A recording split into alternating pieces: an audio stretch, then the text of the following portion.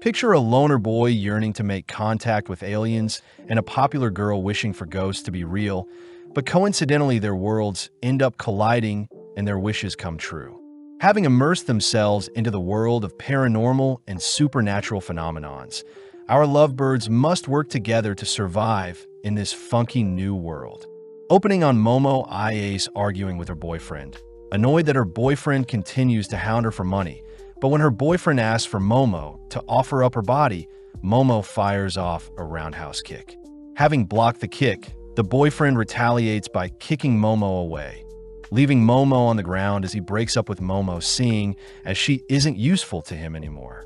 In class, Muko and Miko scold Momo for choosing such a dreadful boy to be her first boyfriend ever, but Momo defends herself by saying that her ex-boyfriend resembled her dream date, Ken Takakura. Momo cries that she loves masculine men, but her friends ask Momo to stop dreaming.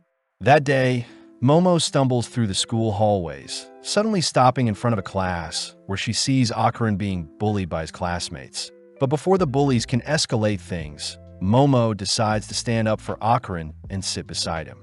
Having deterred the bullying, Momo asks what Akaran is reading, but getting bored, Momo decides to leave the scene. Later that day, Momo continues to storm through the hallways, suddenly noticing Akaran calling out to her, but seeing as Akaran has misinterpreted her kindness as some sort of love confession, Momo clarifies that she doesn't have any feelings for Akaran.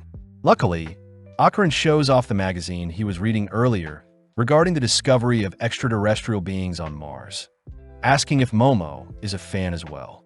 Sadly, Momo states she could care less about UFO or aliens. Akaran continues to rant about UAPs and Japan's preparation for a space war, but Momo begins to leave. When Akaran tries spilling more information on Momo, Momo gets pissed, stating that her recent breakup is souring her mood, crying that Akaran's geekiness is the reason he doesn't have friends, only to fling his magazine aside. As Momo leaves the saddened Akaran, Momo realizes she may have said too much, immediately apologizing as she hands Akaran his magazine back. Momo admits that she does believe in ghosts, but Akaran begins to giggle, stating that ghosts don't exist, causing the two to despise each other. Momo reveals that her grandma is a spirit medium, asking if Akaran has ever seen an exorcism where the victim convulses, but Akaran simply plays it off as the victim having an illness. Momo fires back by demanding to know what proves aliens exist, but as the two continue to bicker, Muko and Miko stumble onto the two, glad to see Momo is getting over her breakup. Momo states that if she can prove ghosts exist, she demands Akaran serve her as a gopher, something that Akaran agrees to, as he states he'll make Momo serve him when he proves aliens exist. That night, Momo heads to the abandoned Nagi General Hospital, having been instructed by Akaran to head to the top floor and call for a UFO to abduct her. Momo is freaked out by the rundown location, wondering what sorts of things these aliens will do to her once abducted. But Momo gets weirded out hearing that Akaran may have been abducted in the past, but his memories seem to have been wiped. As for Akaran, he's seen visiting an abandoned railway tunnel as instructed by Momo, boldly heading over some guardrails as he declares he'll prove ghosts don't exist. With some teasing from Momo, Akaran soldiers on into the dark tunnel, but Akaran gets furious hearing that Momo has never met a ghost before. Momo reminds Akaran that her grandma is a spirit medium and that her grandparents mean a lot to her, seeing as her parents are never around, something that makes Akaran feel sorry for Momo. Momo adds that her family is quite weird, having been forced in her younger years to uphold rituals on her way to school for good luck, but naturally such a thing caused her to be bullied by the kids her age. But worst of all, the boys she liked made fun of her. Momo remembers blaming her grandma for making her feel so outcast, feeling bad that her relationship with her grandma grew distant since then. It's also the reason Momo believes in ghosts so much as she wants to defend her grandma's beliefs. Momo had realized that she hated the fact that the boy she liked didn't believe in ghosts, and in turn her grandma, something that Momo refuses to compromise on, especially since her grandma did so much to raise her. But having said too much, Momo asks why Akaran believes in aliens. Akaran states that he doesn't have any solid reason like Momo to believe in aliens, but having discovered some bloody footprints leading up to him, distracting himself by pointing out how easy it is to speak to Momo over the phone. Slowly getting freaked out, Akarin checks behind him for any ghost. But upon turning back into the tunnel, Akarin stumbles onto the ghost of Granny that morbidly offers to do kinky things to Akarin. Terrified, Akarin sprints back through the tunnel, reporting to Momo that he found a ghost. But as Akarin continues towards the exit of the tunnel, the exit suddenly seems more distant than before. When Akarin turns to check on the ghost Granny, the entire tunnel turns red, hearing from Momo that the Turbo Granny ghost is a creature you should never lose to in a race, seeing as you'll be cursed if you lose. As the Granny sprints after Akarin, it easily catches up to him, forcing Akarin to hang up on Momo, scaring her. Rushing to check on Akarin, Momo instead notices some flashing lights, only to notice 3 businessmen staring at her. With Momo attempting to flee, she's ultimately captured, waking up bound to a chair only to hear the 3 businessmen utter that they are Serpoians from the planet Serpo. Momo is shocked to be speaking to aliens, but gets annoyed seeing as they ripped her clothes off of her, demanding to be set free. The alien Rokuro reveals that their species reproduces by cloning and doesn't house any females, stating that they want to reclaim their former glory by mating with a human, unveiling a mechanized serpent that horrifies Momo. Momo declares that her first time will be reserved for Kin Takakura, but as the aliens hold Momo down, they begin arousing Momo by tampering with her brain waves using psychokinesis. The aliens are impressed that Momo is resisting their arousal, but as the aliens try to force themselves onto Momo, they suddenly hear a ring from Momo's phone. As one of the aliens picks up the call, Turbo Granny can be seen emerging from the phone, immediately dispatching one of the aliens. It's revealed that Akarin had been cursed by Turbo Granny and seems to be struggling with control over his new body. But as Turbo Granny takes back her body, we see the aliens unveiling their true form. Revealed to be disturbing frog-looking monsters, one of the aliens attempt to bind Turbo Granny with their psychokinesis, but Turbo Granny simply speeds up dispatching another alien. When Granny hunts down the third, she is ultimately caught and flung into a nearby wall. But with Akarin able to temporarily gain control of his body, he is annoyed that he never was able to make contact with aliens even when he was a young boy calling out to them. Akarin was bullied due to his beliefs, but having met Momo, Akarin was shocked she was the first to ever believe in him, crying that he won't let anyone hurt her. As Akarin begins accepting Turbo Granny into his body, he slowly begins to morph, but having been slammed into the wall by the alien again, Akarin's transformation is halted. Turning to Momo, the alien declares it'll make their session quick, resuming its telekinesis to arouse Momo. Momo suddenly remembers the moment when she had argued with her grandma. When Momo had told her grandma about the boy she liked bullying her, her grandma had asked Momo to tense her abs and fire off some chi from her head to scare away the bad spirits. But having been reminded of the boys bullying her, Momo had run off blaming her grandma for her bullies. In the present, Momo is in a daze, heeding her grandma's advice, choosing to flex her abs only to surprisingly break free from her chains. Akarin cries that Momo is using psychic powers that even disrupt the alien psychokinesis, but seeing her newborn powers, Momo declares that her grandma was right all along. Sending out a flying kick, Momo is reminded of her ex-boyfriend, officially dispatching the third alien as it's sent flying into its UFO. As the area around her begins to fall apart, Momo searches for Akarin, only to notice Turbo Granny has taken over his body.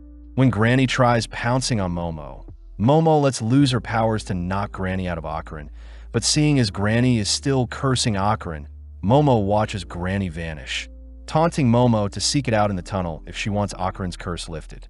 At the same time, we see the UFO flying towards the abandoned hospital, ramming through it only to crash land onto the road nearby. With the duo barely surviving the crash, they both acknowledge that aliens and ghosts are real, but Momo is annoyed that she has to continually suppress Akarin's curse with her psychic powers.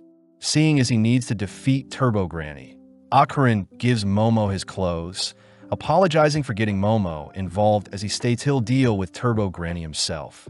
Momo reminds Akarin that he needs her powers to fight Granny, But as Akarin accepts Momo's proposal, he asks Momo to please cover herself up. Getting flustered, all of a sudden, Momo takes the chance to ask for Akarin's full name, coincidentally hearing that Akarin's full name is Kin Takakura as well.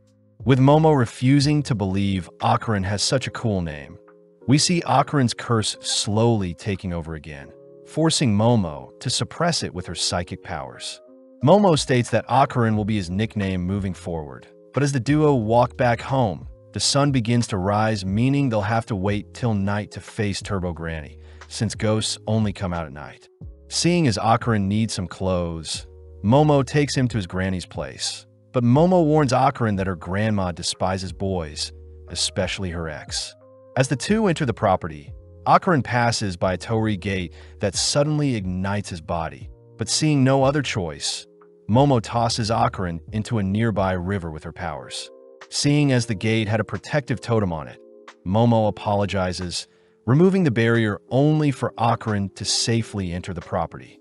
As the duo enter Momo's home, they head upstairs where Momo begins to change, but seeing as they broke line of sight, Momo orders Akarin to face a wall while she changes, that way she can still suppress Akarin's curse.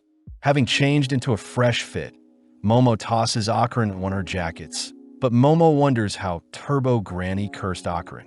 Realizing something, Akarin checks his pants, realizing that his reproductive organ is missing, something Momo is curious to verify.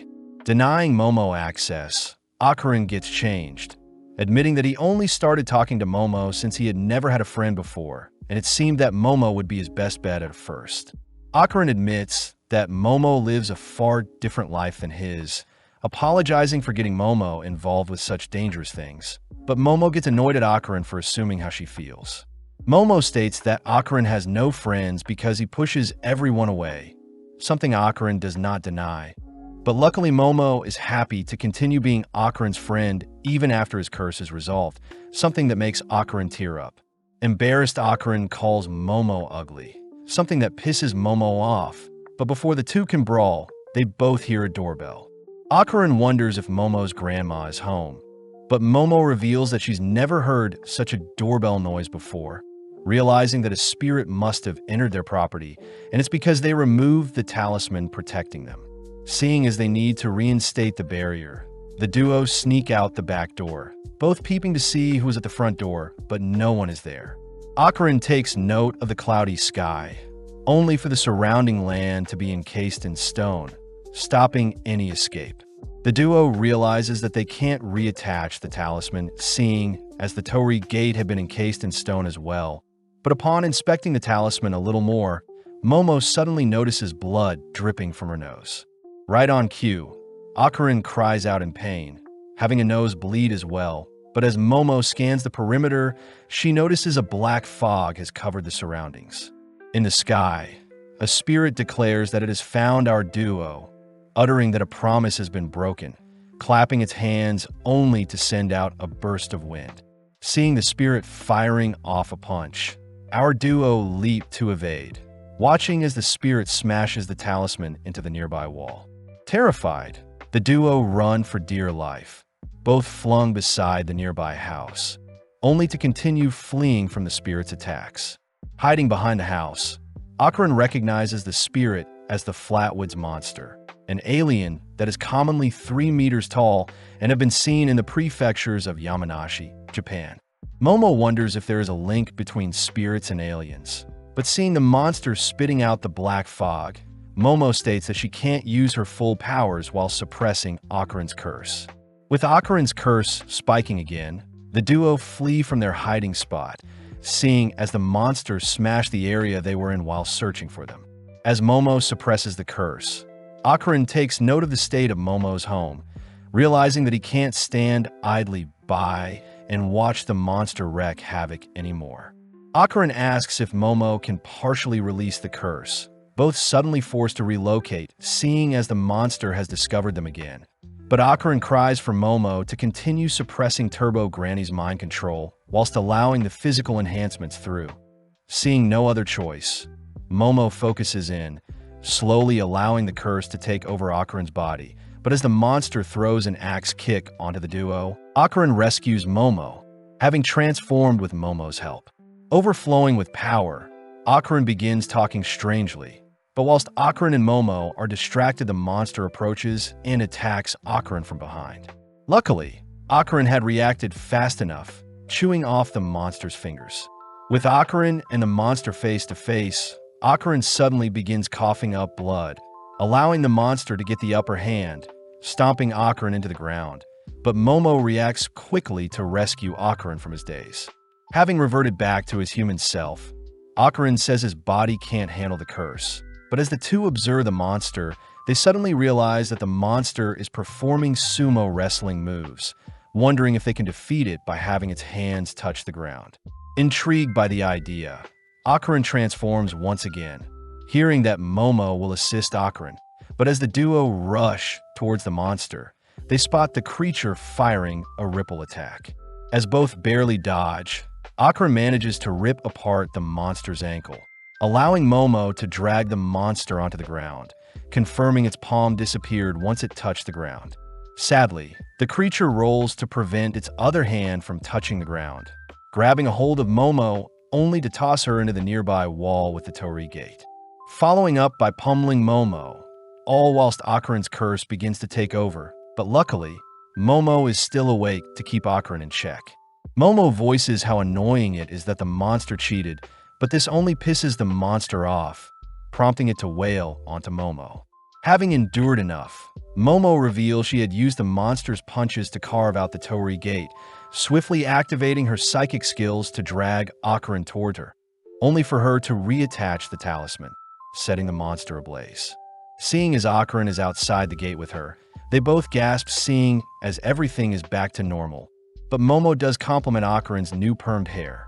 Tired, Momo suddenly collapses from exhaustion, leaving Akarin to begin transforming, seeing as the granny curse is taking over. Elsewhere, we see Santa Doria as a psychic giving a reading to a young male idol Shoma on a television show. But having gotten everything wrong about them, the producers wonder if Doria's is even psychic. Entering a taxi, Doria's is grilled by her taxi driver for being a fake psychic, but suddenly Doria's exits the taxi, ordering the driver to scram.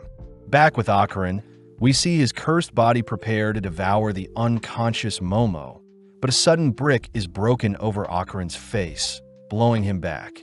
Arriving on the scene, Doria's is revealed to be Momo's grandma, Seiko Ice. Seiko orders Akarin to attack her, but blinking and appearing behind Seiko, Akarin is suddenly set ablaze. Seiko admits that Akarin is quite fast, but having set up a trap prior, Seiko traps Akarin in a circle etched into the ground. Seiko reveals that she can convert the inside or outsides of her drawn circles into barriers, depending where she places a nail. But approaching Akarin, Seiko hears Akarin cursing at her. Seiko takes out her bat, clobbering and taunting Akarin. Seiko converts her bat into a pencil, drawing an even tighter circle around Akarin, but Turbo Granny's voice states that Akarin's body will perish if she dies. Sadly, Seiko could care less, seeing as her number one priority is to protect Momo, placing a nail in the circle only to set Akarin on fire. Later that day, Momo wakes up in bed, rushing downstairs only to greet Seiko. Seiko says she knows Momo has been messing around with spirits, but when Momo asks where her cursed friend is, Seiko declares that she has eradicated it. Momo cries for Seiko to stop joking around, but Seiko reminds Momo that ghosts aren't real, and plus Seiko is a fake ghost medium like Momo had accused her of being. Momo is annoyed that her grandma still holds a grudge against her, but seeing no other way, Momo apologizes to her grandma with a deep bow, begging to know where Akarin is.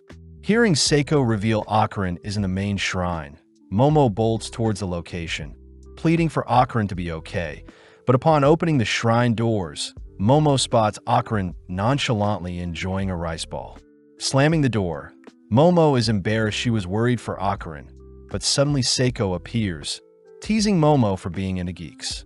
Seiko states that the shrine will suppress Akarin's curse, but leaving it will reawaken it. Momo takes the chance to fill Seiko in on Turbo Granny, cursing Akarin and her newly acquired psychic abilities. But Seiko is impressed that Akarin is cursed by such a powerful creature. Apparently, Turbo Granny used to be called 100 Kilo Granny, a yokai that haunts a tunnel, and a monster even Seiko herself avoided due to its immense spiritual power. Seiko states that spirits are the strongest when they fight in their bound locations, and seeing as Turbo Granny had fused with the tunnel, there is no chance of defeating them. Seiko advises Momo to forget about Akarin and continue living a normal life. But Momo refuses to do such a thing, quoting Ken Takakura and stating such a man would never leave someone in need of help alone. Amused, Seiko teases Momo for loving Akarin, but seeing as she can't leave her granddaughter to face the spirit alone, Seiko advises Momo to draw the spirit out of the city. Since Turbo Granny is quite prideful when it comes to winning races, Seiko instructs Momo to draw Turbo Granny out of Kamigo City to weaken it, and this way Turbo Granny can be taken out. Momo wonders why Seiko can't just plaster some talismans around Turbo Granny's tunnel. But sadly, Seiko says her talismans borrow powers from the gods in their current city, and each city have different gods ruling over them. Meaning once the granny is out of the city, the talismans will be no help. Seeing as drawing the granny out from their bound city is the only way, Seiko states that Akarin must begin training to outrun the Turbo Granny. But he'll need to carry Momo whilst training to keep his curse in check. Sadly, Akarin currently in his transform mode is quite weak, so Seiko orders Akarin to do push-ups, sit-ups, back extensions, and squats for 100 reps each, and Momo needs to improve her psychic skills. As Seiko heads to bed, Akarin mentions how young Momo's granny is, but Akarin also takes the chance to apologize for being so weak when facing the Flatwood monster, promising to repay the favor one day. Momo says Akarin is overthinking things, promising to always be there for him, something that flusters Akarin. Later that night, the news reported that all of Seiko's readings on Shoma were actually correct, but Seiko could care less. The next day, Akarin realizes he can't go to the bathroom without Momo watching him to suppress his curse. But Seiko asks Momo to explain how she is suppressing Akarin's curse in the first place.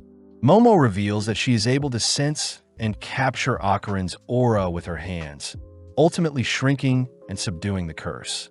This is also true for objects she wants to pick up and move around, but Seiko asks Momo to try envisioning and feeling out the aura with her eyes closed, something that Momo manages to do, even surprised that Akarin's aura is quite cold.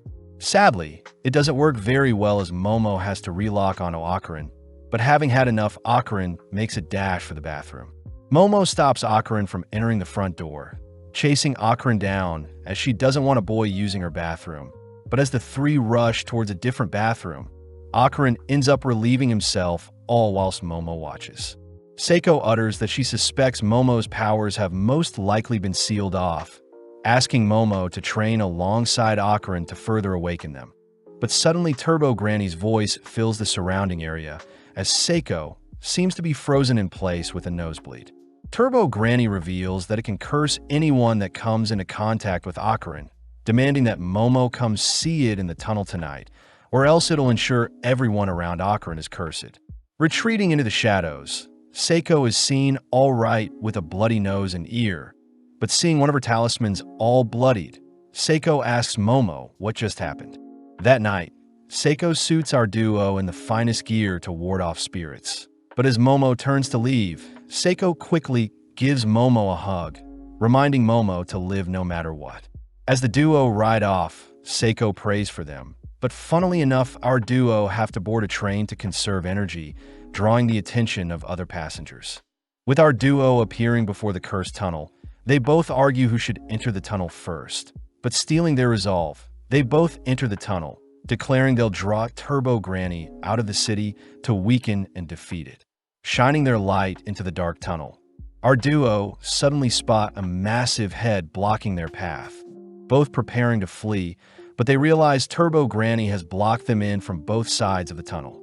As the tunnel turns red, Momo quickly retrieves some bats they've brought, flinging them towards the eyes of one of the faces using her powers, but it doesn't faze the monster.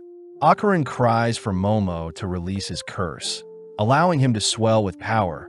But as Akarin marches towards one of the heads, he suddenly transforms back to a human. Turbo Granny reveals that she has removed Akarin's curse herself. That way they can't harm Turbo Granny with her own curse. Turbo Granny roars at our duo, preparing to devour them whole. But as Momo remembers her grandma's advice, Momo begins to taunt Turbo Granny, mocking how slow it is in a race. Momo demands to race Turbo Granny, something that surprisingly convinces Turbo Granny to morph back into her singular body, immediately accepting the challenge. Turbo Granny states she can devour our duo anytime, agreeing to count to 10 to allow our duo a head start. But when Turbo Granny tags our duo, their game of tag will be over. Momo says she hates people that break rules, allowing our duo to make their way to the tunnel's exit, but strangely Turbo Granny is counting weirdly, suddenly declaring that 10 minutes is up. In an instant, Momo is dragged into the tunnel and tied up by some hands, prompting Turbo Granny to restart the 10-minute count as it's time for Akarin to flee. Akarin is pissed at Turbo Granny's underhand tactics, demanding that Turbo Granny fight fair. But within a few seconds, Turbo Granny reaches the 10-minute count, reaching out to tag Akarin. Remembering that he had promised to protect Momo, Akarin rushes at Turbo Granny, clamping down on the monster's flesh as he demands the creature free Momo. Turbo Granny is pissed, attempting to rip Akarin off it, but sadly Akarin's sacred clothing is preventing Turbo Granny from harming Akarin. In pain, Turbo Granny chooses to possess Akarin, using his own hands to shred his clothes. But as Turbo Granny heads over to devour Momo, it suddenly senses a presence crushing it. Revealed to have been Momo, who has finally detected Turbo Granny's curse in Akarin, Momo begins to subdue the cursed flame, watching as Turbo Granny rushes to attack Momo. But luckily Momo completely seals Turbo Granny within Akarin. With Akarin completely fine now, Granny cries to be set free, all whilst a strange monster smashes through the tunnel, crying for Turbo Granny to be freed. As the location-bound spirit chases after our duo, Akarin wonders why the spirit is a crab, but Momo says the dead turn into crabs in order to cross a river into the afterlife. As Turbo Granny cries out to the crab, we see Momo ordering Akarin to transform, both barely dodging an attack from the crab. With Momo riding Akarin, Akarin states his body won't be able to hold on for much longer, choosing to leap off the nearby railing, all plummeting down into the town below them. Having used one of his 2 full-throttle moves to soften their fall, the gang notice the area around them turning red, all watching as the crab leaps onto their location. Spotting various faces on the crab's back, Akarin begins to run, realizing that the people around them can't see the crab. But worst of all, Akarin doesn't seem to have the strength to make it out of Shono City before he collapses. Getting an idea, Momo instructs Akarin to head into a nearby Japanese bar, choosing to weave up some stairs to distract the crab, only to position below some pipes. When the crab appears before our duo, Momo tears open some pipes to flood the monster with hot water, something that ends up boiling it. Seeing the boiled crab all stiff, our duo continue to flee the city, reaching the edge of Shono City. But out of nowhere, a horde of undeads rush them. Turbo Granny utters that a cemetery is near the edge of Shono City, and Granny is now using the undeads to hunt down our duo as well. When Momo tries to run alongside Akarin, she suddenly trips, giving the undeads along with the newly healed crab a chance to surround them. Something that makes Momo ask Akarin to use his final full throttle.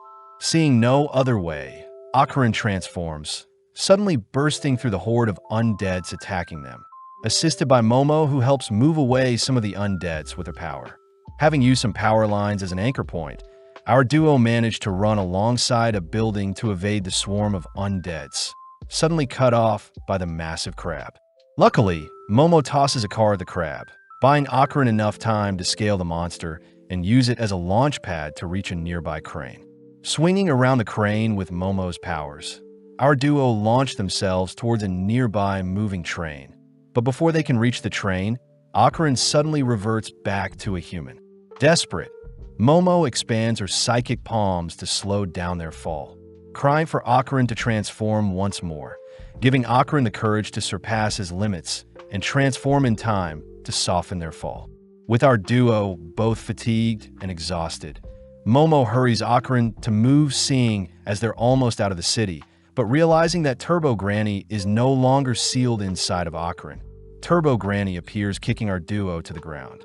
Seeing as Turbo Granny has completely bested them, Momo states she hates people who cheat, something that pisses off Turbo Granny as she merges with her crab body, offering Momo another chance to flee. Turbo Granny offers to count to 20 minutes this time, but Momo says she'll only need 1 second, suddenly using her powers to latch onto the moving train nearby, all whilst dragging the exhausted Akron with her. Horrified, Turbo Granny begins chasing after the train, barely losing to the train's immense speed, but racking its brain. Turbo Granny manages to leap onto the train before it leaves her behind. Although Turbo Granny is in front of them, Momo cries that they've already won, suddenly zooming out only to see Seiko at the edge of Shono City, having plastered her talismans in the adjacent city of Kamigo City in preparation for the monster. As Momo holds off Turbo Granny from advancing, the train passes into the next city, prompting Turbo Granny to suddenly erupt, spewing out the bodies of its past victims. At the next station, Momo confirms that Turbo Granny is indeed defeated, cutting to the next day, where Seiko takes our duo to pray at the tunnel. Apparently, many girls were attacked near Turbo Granny's tunnel, and it may have been the girls' unfair deaths that ultimately drew Turbo Granny to set its nest near the tunnel. But it's still wrong for a spirit like Turbo Granny to attack the living out of vengeance for the girls who unfairly met their fates. Seiko reminds our duo to never disrespect the dead, as it's the bare minimum to coexist with spirits. But Seiko is glad that Momo and Akron made it out in one piece. At home, Seiko and Momo argue over who gets to eat more boiled crab, all whilst Akron sits awkwardly. Seiko takes the chance to check if Akron's reproductive organ has returned, chasing him around the room, all whilst Momo slurps up the crab meat. Seeing as it's getting late, Akron bids Momo and Seiko farewell, but before Akron leaves, Momo says she'll see him tomorrow at school, exciting Akron. The next day, Akron wonders how he should greet Momo, nervously walking by Momo so as to not embarrass himself. But out of nowhere, Momo lightly shoves Akron, having been waiting for him. As the two walk to their classes, Momo wonders why the aliens she met were all guys and what they eat to survive. But as the two depart to their separate classes, Akron is immediately back to being bullied by his classmates. Sitting down, Akron calms himself, seeing as he's finally made a friend who accepts him for who he is. But as we follow Momo, we see she is completely zoned out of class. Miko and Muko fears Momo is still thinking about her ex-boyfriend, but is surprised to see Momo acting strangely. In class, both Akron and Momo yearn to speak to each other, both waiting out their classes only to accidentally pass each other, squeezing through a horde of people. With both Akron and Momo visiting each other's classes, funnily enough, they both barely miss each other, both wondering if the others dislike them. Seeing as their lunch break is almost over, they both reluctantly prepare to head back to class. But having not seen where they were going, they both bump into each other, accidentally touching lips. They both confess that they've been searching for each other, accidentally making the moment awkward as they wonder what they should say next, but out of nowhere, Miku and Muko cry that they just saw our duo kissing. Immediately, the lovebirds defend themselves by insulting each other, ending their argument as they both storm back to class. But Akron chooses to take a pit stop in the bathroom. When Akron goes to relieve himself, he suddenly realizes something is missing, cutting back to Momo, where her classmates all pester her over a new love interest. Out of nowhere, Akron appears, signaling to speak with Momo alone, but still angry about their argument earlier. Momo refuses to leave her seat. As Akron continues to beg, he admits he was wrong to insult Momo earlier, but Momo is still too stubborn to budge. Momo's friends are amazed at Akron's persistence, but seeing Momo's cold demeanor, Akron wonders if Momo truly cares about him, seeing as she refuses to speak to him when she is around her friends. That evening, Akron wanders around the lockers in search of Momo, but having accidentally bumped into Arya Shirtoria, Akron is caught off guard. Arya strangely utters that she knows Akron is a kind person, all whilst Momo stumbles onto Akarin chatting with Arya. As Arya leaves with Tsubame, Arya begins mocking how pathetic Akarin behaved in front of her, something that pisses Momo off. Using her psychic powers, Momo smashes a metal bowl onto Arya, knocking her out. With Tsubame and Anzu checking on Arya, Akarin prepares to help as well, but Momo grabs on Akarin. Momo says they should head home, glaring at Arya as she cries most girls aren't deserving of Akarin's attention. On the way home, Momo apologizes for being so stubborn earlier, admitting that their little kiss got her flustered. Seeing as they've made up, Akarin reveals that although they've defeated Turbo Granny, it seems his balls are still missing. Sitting down with Seiko, Akarin explains the situation, all whilst Momo laughs her head off. Needing to solve the issue, Seiko states they'll be peeping into Akarin's soul, taking out a mirror only to have Akarin plunge his feet into a water bath. With Momo retrieving a doll and a talisman, Seiko begins her ritual, first slapping Akarin with a paper fan only to order for the spirit within Akarin to leave. Sadly, nothing happens, but Momo declares that Akarin's aura briefly changed when he was smacked, prompting Seiko to order Momo to rip out the thing infecting Akarin's soul. As Seiko smacks Akarin once more, Momo pulls as hard as she can, all turning to face the doll, only to notice the talisman beside it turn red. In an instant, the doll flees the scene, forcing our trio to chase after it, but needing a faster way to track it down, Momo closes her eyes only to reach out to the doll's soul. Seeing as the doll was hiding in a closet, Momo smirks at the adorable doll cursing at them. But when Seiko inspects the doll, she states that Turbo Granny is inside the doll. Apparently before Turbo Granny was incinerated by Seiko's talismans, it had converted into its astral form and hid inside of Akarin's soul in hopes of retrieving its full strength one day. Sadly, Momo states that they have no intentions of allowing Turbo Granny to return to its full strength, but Turbo Granny throws a fit, stating that she'll snap everyone's bones. Akarin threatens to eradicate Turbo Granny if it doesn't return his balls, but Turbo Granny states that if she perishes, Akarin will never get back what he wants. Turbo Granny tries, ordering Akarin to slay Seiko and Momo, but out of nowhere Akarin transforms, confusing Momo, seeing as Akarin shouldn't be cursed anymore. Seiko reveals that when Turbo Granny's soul was ejected from Akarin, her spiritual powers remained within Akarin, and only Seiko herself can place Turbo Granny back into Akarin, something that makes Turbo Granny sweat. As Seiko slaps up Turbo Granny, Akarin reverts back to his human form, uttering that he was able to transform when he felt angry. Seeing as Turbo Granny is basically useless, Momo begs Turbo Granny to give back Akarin's private parts, knowing that Turbo Granny is actually a kind spirit, having felt sympathy for the girls that passed away, unfortunately, near her tunnel. Giving in, Turbo Granny declares that she no longer has Akarin's balls, having dropped them somewhere. Turbo Granny utters that Akarin's belonging should be covered in gold and are 5 centimeters in diameter. But Momo cries that finding such a small item would be impossible. Unfortunate since the balls are dense in spiritual energy and may attract other spirits and yokais. Turbo Granny says the spirits may use the ball to revive themselves, pissing off Momo as it's all Turbo Granny's fault for losing the balls, prompting the gang to return home. Seiko says she'll ask around for any lost balls, reminding Akarin to keep his new powers in check, only to cut to the next day, where Akarin's classmates ask Akarin if he is dating Momo.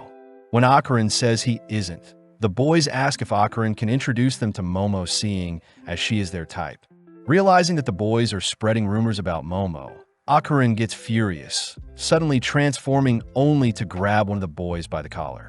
As the boys crumble in comparison to Akarin's strength, they beg to be let go, snapping Akarin out of his daze. Rushing to his table, Akarin tries calming down with some reading, only to realize Turbo Granny had snuck into his bag. Instantly running towards a secluded place, Akarin demands to know why Turbo Granny is at school with him. But Turbo Granny tries beckoning Akarin to allow her into his body, and in exchange, she will help him control his powers. Akarin says he won't be falling for any of Turbo Granny's scheme, suddenly stuffing the doll back into his bag as he hears a voice call out to him. But luckily, it's it's only Momo. Akarin tries telling Momo about Turbo Granny sneaking in his bag, but Akarin suddenly realizes how cute Momo is, beginning to run away, all whilst Momo chases after him. Alone, Turbo Granny is left to explore the school, all whilst Momo complains to her girlies about Akarin avoiding her. Miko reveals that Akarin had gotten into a fight defending Momo from possible rumors spreading about her, something that makes Momo blush. But at the same time, we see Arya passing through the school halls. Arya declares that her elegant self can brighten anyone's day. But Arya is still pissed about the day Momo had embarrassed her by dropping the bowl on her head. Plus, it's revealed that Arya herself is the source of all the nasty rumors around Momo. Strangely enough, Arya had seen a wing-like object appear from Momo, believing Momo to be a demon of some sort. Arya says it's fate that she has been given the eyes to see such things, taking out a golden ball only to promise to eradicate the world of all demons. Flashing back, Arya was heading home at night when a golden ball landed on her head. When she had picked it up, she saw a bright light flashing on a passing train. Frightened, she dropped it, and everything went back to normal, but when she picked it up again, she could see specks of bright lights, having been remnants of clash. At school, Arya thanks Tsubaim and Anzu for bringing her a Bible and a cross. But as her friends get tired of Arya's weird antics, Arya suddenly rushes to open a nearby window, demanding to know who the woman in the red dress is. Sadly, Arya's friend can't see anything, watching as Arya begins acting weird again, only to begin flirting with boys who notice her acting strange as well. With Turbo Granny watching everything transpire, we cut to the rooftop where Momo and Akarin have lunch, but Momo asks why Akarin is avoiding her gaze. Momo also demands to know why Turbo Granny is with them, preparing to have a brawl with the doll. But as Akarin holds back Turbo Granny, he utters that Turbo Granny had noticed a strange lady at their school. Turbo Granny says she was looking for the golden ball around the school, seeing as a human could have picked them up, and since humans may be attracted to shiny gold things, the person that picked it up will probably awaken their spiritual powers upon coming into contact with the dense magical ball. Sadly, having spiritual powers puts them at risk as spirits may attack them, something that alerts Momo and Akarin. In class, Arya continues to fondle the golden ball, wondering if she could defeat Momo's demonic powers alone. But as Arya checks on the lady in the red dress, she notes how it's getting ever so close to her. With the school day ending, we see Akarin meeting up with Momo, but out of nowhere Arya appears, asking to speak with Momo privately. Having no choice, Momo heads off with Arya, all whilst Turbo Granny tells Akarin that Arya is the one in possession of the golden ball. Being taken to an abandoned factory, Momo gets weirded out, demanding to know what Arya wants to speak about. But out of nowhere, Tsubaim and Anzu tackle Momo to the ground only to bind her arms.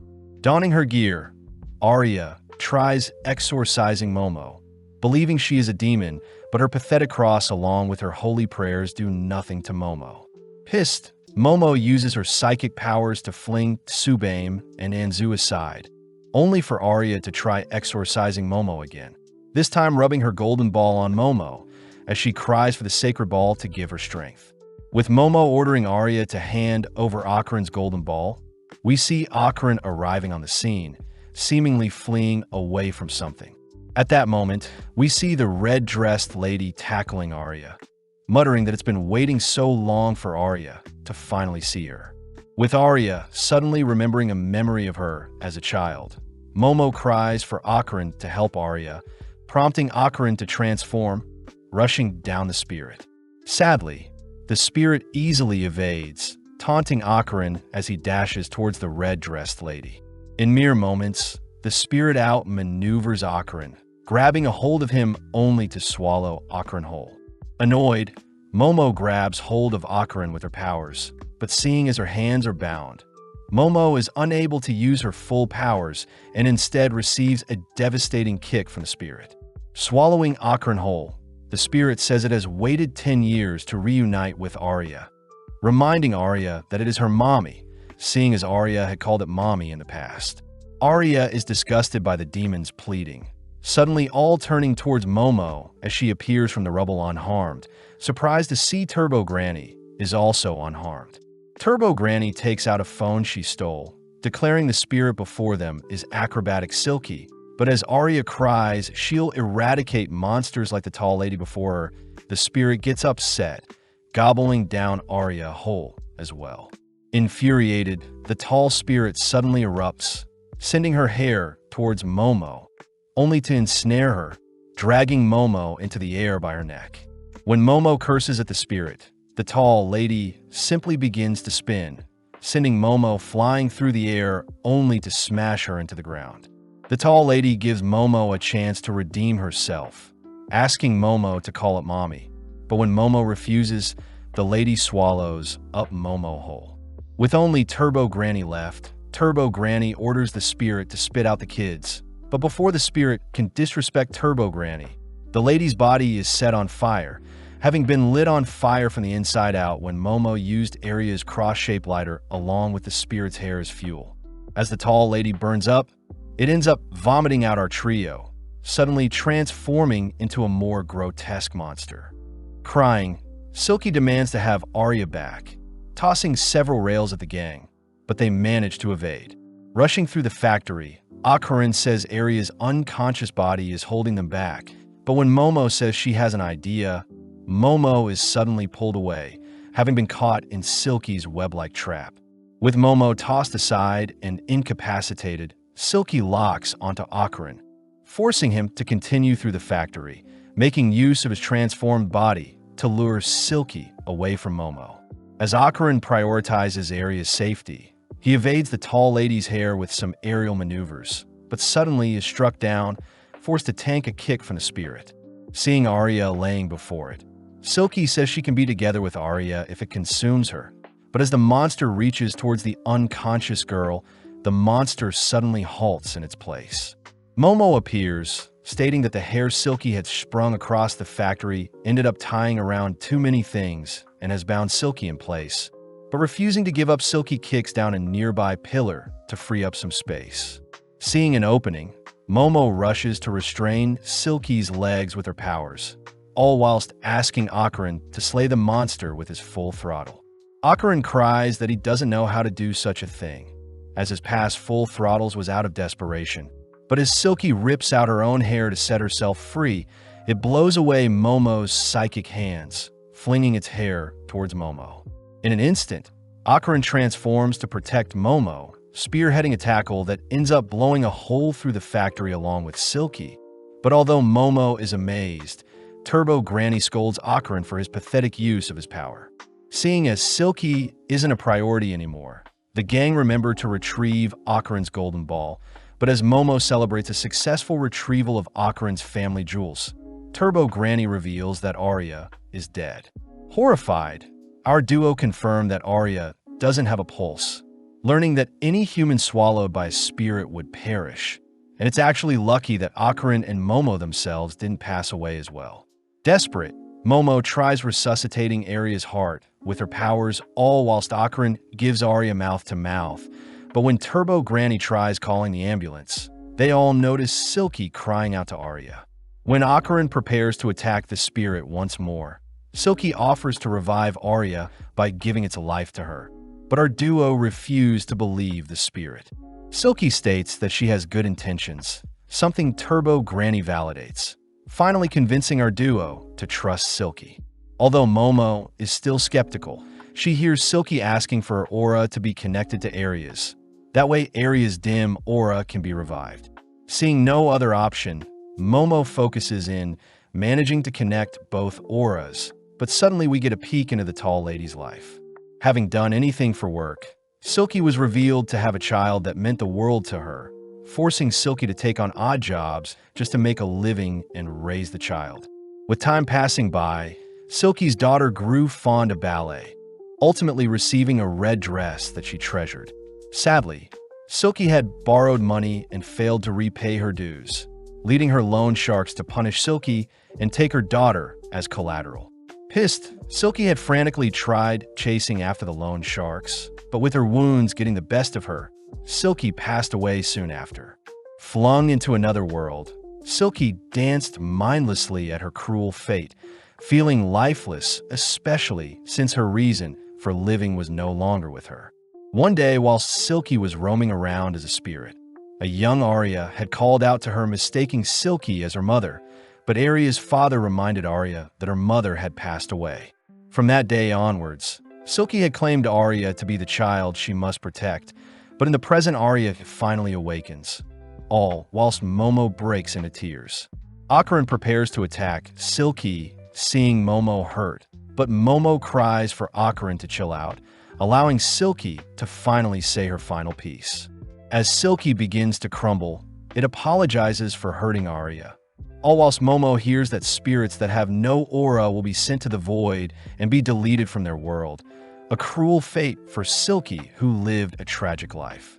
Hearing all of this, Arya questions her life, watching mindlessly as Silky wishes to spoil her child one last time, apologizing for being a terrible mother. Out of nowhere, Arya rushes to give Silky a hug, reassuring Silky that she did the best that she could and that Arya herself will shoulder the burden and remember Silky for the rest of her life, something that allows the spirit to finally pass on with a bit of closure. As the gang head home, they indulge in some somen noodles, all whilst Ocaran is amazed at the lineup of girls in front of him. Momo starts off by apologizing for dropping the bowl on Arya's head, but Momo demands Arya apologize to Ocaran for thinking so lightly of him. Arya clarifies that she hates Momo because she is a demon, annoying Momo as she tries to clear things up, but Arya points out how youthful Seiko is, plus Ocaran transformed into a demon as well. As the girls slurp down the noodles, they continue to bicker, but before Arya takes her leave, she wonders why Ocaran protected her when she was dead. Ocaran simply says it's human to protect others in need, something that makes Arya realize Ocaran is still human after all, running off as she feels taboo for falling for a demon like Ocaran. Comedically, the gang decide to play some baseball in order to reattach Ocaran's golden ball. But the question is, where is Ocaran's second golden ball?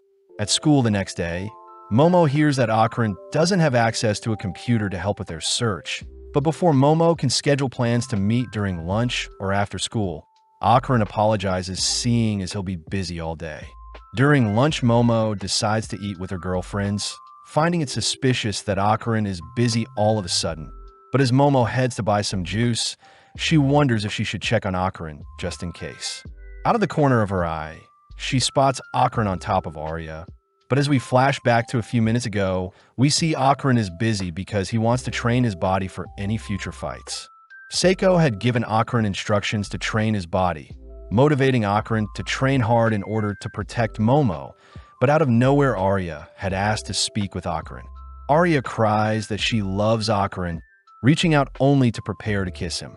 Reacting in time, Ocaran shoves Arya away, weirded out by Arya's sudden confession along with her awkward attitude. As the two begin to wrestle, Ocaran fears he has no right to be romantically involved with a popular girl.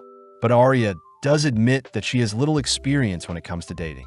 Surprisingly, our duo end up tripping on each other, ending up with Ocaran on top of Arya, who welcomes Ocaran's advances. It was at that moment when Momo stumbled onto them, completely misunderstanding the situation as she stormed off, believing Ocaran was spending his day with another girl. With Ocaran left alone, Momo is seen depressed in her science class, completely bored whilst learning about a mantis shrimp's powerful punch. As for Ocaran, he admits to being selfish for hiding his workout sessions, and as a result, he says he'll earn Momo's trust by getting stronger.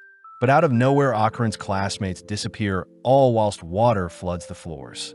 Heading outside, Ocaran sees Arya is still with him, both freaked out by the blacked-out windows. At the same time, Momo is seen alone as well, annoyed by the rising water levels on the ground. But Momo is more worried about Ocaran and his safety. Suddenly sensing something approaching, Momo hides, only to see a strange dinosaur roaming the hallways.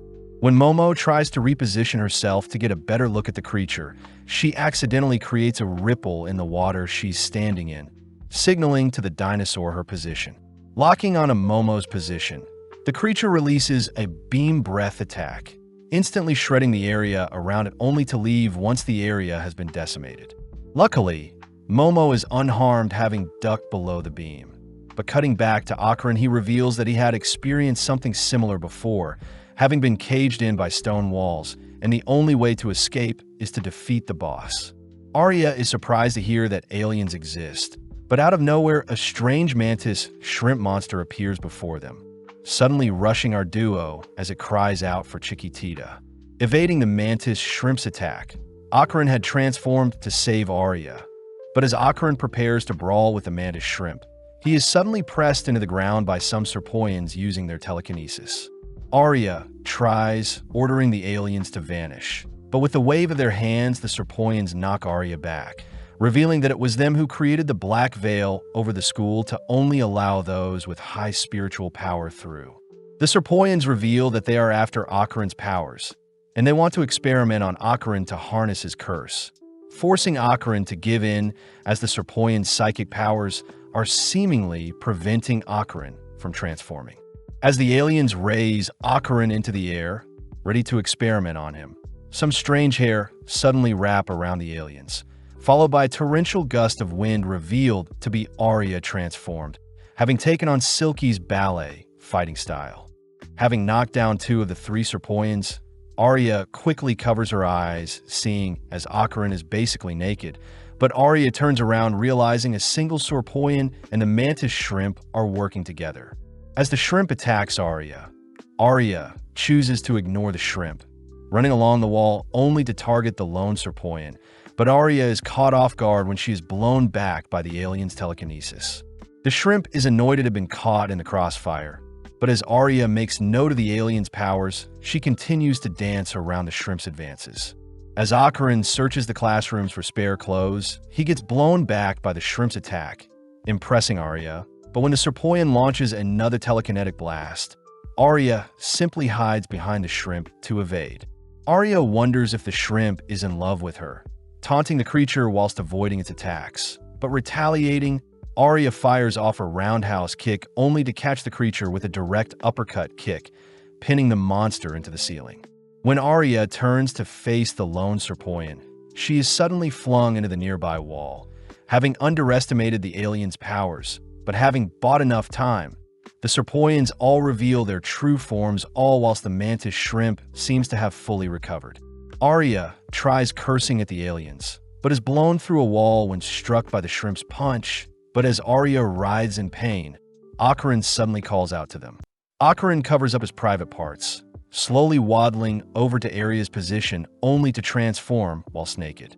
Sadly, the Serpoians simultaneously pin Arya and Akaran down with their telekinesis, completely negating their transformations. But seeing as the Serpoians can't move, they have the shrimp bash Akaran's head in.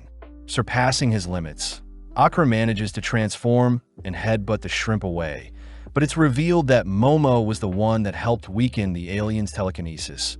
Pissed to see there are Serpoians in front of her. With it being a 3-on-3 match, Akaran and Arya transform ready to attack, but Momo gets flustered seeing Akaran is still naked, all suddenly pinned down by the Serpoian's telekinesis. The Serpoians take the chance to wake up the mantis shrimp, artificially injecting the monster with power, only for the mantis shrimp to suddenly evolve before their eyes. In the blink of an eye, the shrimp pummels Arya and Akaran with several punches, but before the duo can be knocked out, Momo comes to her senses, fighting off the Serpoian's telekinesis with her own psychic powers. Trying again, Akaran and Arya transform, prompting Arya to lead with an axe kick onto the shrimp, but the shrimp blocks only to send Arya into the ceiling. As the shrimp fires a devastating punch onto Arya, Akaran intercepts, rescuing Arya. Working together, Akaran helps maneuver around the shrimp's speed, all whilst Arya nails the shrimp with several kicks. But this makes Momo jealous. As Momo loses focus, the Serpoians manage to pin our trio down, but out of nowhere the water level rises absurdly, suddenly drowning everyone. Although our trio are able to breach the surface, Momo realizes that the nearby walls and ceiling are all water as well. But suddenly the building's lights turn off. Sensing a disturbing creature swimming by them, Momo cries that they should find an escape route, but Akaran states that the monster before them is called Nessie, something Arya adores about Akaran. The Serpoians attempt to scold Nessie for not slaying Momo correctly, but Nessie suddenly slays one of them with its beam breath. As Akarin and Momo flee for dear life, Arya is suddenly struck from below, sent flying into the area of water that replaces the ceiling, all whilst the attacker is revealed to be the mantis shrimp who thrives underwater. Funnily enough, the shrimp still needs to breathe air. Worst of all, Akarin realizes that Turbo Granny's powers can't swim. As Momo and Akarin continue to swim to evade the shrimp's punches, Momo says she can't rescue Arya, seeing as the shrimp is in the way. When Akarin offers to distract the shrimp for Momo to retrieve Arya, Momo gets annoyed, accusing Akarin of only caring for Arya. Seeing as Momo is still angry about earlier, Akarin reveals that everything he's done is to impress Momo, flustering her as he pushes Akarin away. At that moment, our duo are struck by one another of the shrimp's punch, forcing Akarin to tackle Momo aside as they both gaze into each other's eyes in the water. Getting an idea, Momo propels Akarin towards a shrimp only to divert their course towards the ceiling to evade the shrimp's attacks. Having entered the ceiling, Momo grabs hold of Arya, all heading into a room where Momo manages to resuscitate Arya. Momo orders Arya to strip, seeing as their clothes are holding them back. But as we follow the mantis shrimp and the serpoians, they seem to be fleeing from Nessie, who seems to be slaying everything in its path, forcing the serpoians to prepare to merge with the others. As Arya and Momo ride Akarin, they all dive in the water to face the aliens. But upon realizing that the serpoians have merged with both Nessie and the mantis shrimp, our trio hurriedly evade the monster's beam attack. Breaching the surface for some air, the gang realize that the monster is absorbing water for its next beam attack, prompting the gang to agree to try and break the monster's neck to render the attack useless. Submerging once more, Arya takes charge by wrapping her hair around the monster's neck, choosing to dive towards the monster with her leg outstretched, but sadly the monster intercepts Arya with its fist, following with a flurry of attacks that stall long enough for it to unleash another beam attack. Racing against the beam, Momo and Akarin manage to rescue Arya, realizing that the monster has the beam attack and the shrimp's close quarter punches. As our trio flees from the monster, Momo realizes something, but before she can say anything, an explosion separates our trio. Momo is revealed to be the monster's main target, barely able to hold her breath whilst in the water. But as the monster throws out a punch, Momo suddenly removes the water in their surroundings. Momo knows that mantis shrimps aren't able to unleash their full power on land, seeing as the impact from their punch would shred their own bodies. A weakness Momo has used to have the monster tear away at its own body. As a last-ditch effort, the monster latches onto Momo, attempting to drown her whilst it charges up another beam attack. But Arya had reacted fast enough, latching onto the monster, all whilst giving Akarin a direct path towards Momo. In the blink of an eye, Akarin rushes and slays the monster, clinging onto Momo with his final breath of air, only for the surrounding area to return back to normal. Momo and Akarin are relieved to be back in the school, but realizing that they are naked and soaking wet, our trio flee the scene, all whilst the other students demand to know what is happening. Elsewhere, we see the school nurse, Ju, asking if our trio is being bullied, but sadly our trio utters nothing. Ju insists that they tell the truth, as she doesn't tolerate bullying, but as another teacher tells Ju she is receiving a phone call, Ju leaves our trio alone while she attends to other business. Both Momo and Arya begin to break down, seeing as their public image is ruined, but Akarin wonders why the aliens were after Turbo Granny's power. Momo asks how Arya was able to use Acro Silky's powers, reasoning that since the tall lady revived Arya, it would make sense she now shares the tall lady's powers. But Akarin states that Arya herself may also be a target, seeing as she has powers. Momo finds it strange that the aliens want Turbo Granny's yokai powers, but Akarin utters that it must be because the demons and aliens of Earth are fighting against the aliens invading their world. This also explains the reason for aliens needing to experiment on spiritual humans. But regardless, the girls continue to cry that everyone has seen them naked, all agreeing to blame the mess on Momo, who asked everyone to strip. Right on cue, Arya's friends enter the room to retrieve Arya, blaming the mess on Momo, but Momo could care less. Now alone, Momo demands the reason why Akaran was on top of Arya. But as Akaran mutters that he was secretly trying to get stronger to impress Momo, Momo can't help but admire Akaran. Hearing that Akaran was getting stronger for her sake, Momo begins to tease Akaran. But before Akaran can leave, our lovebirds exchange some flirty glances. Out of nowhere, Miko and Yuko appear asking to know why Momo was naked on Akaran. But when Momo tries explaining things, the girls only get more confused. Getting to the bottom of things, Miko deduces that there is a love triangle between Arya, Akaran, and Momo, and Akaran seems to be the one the girls are fighting over. In class, Arya's classmates offer to help Arya with any trouble she is facing, something Arya smirks about seeing as her popularity hasn't diminished whatsoever. But suddenly Arya's classmates blame Momo for embarrassing Arya.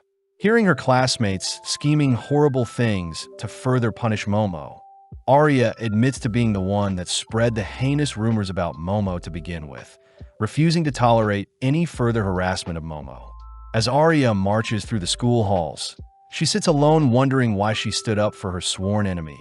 But out of nowhere, Momo appears checking in on her.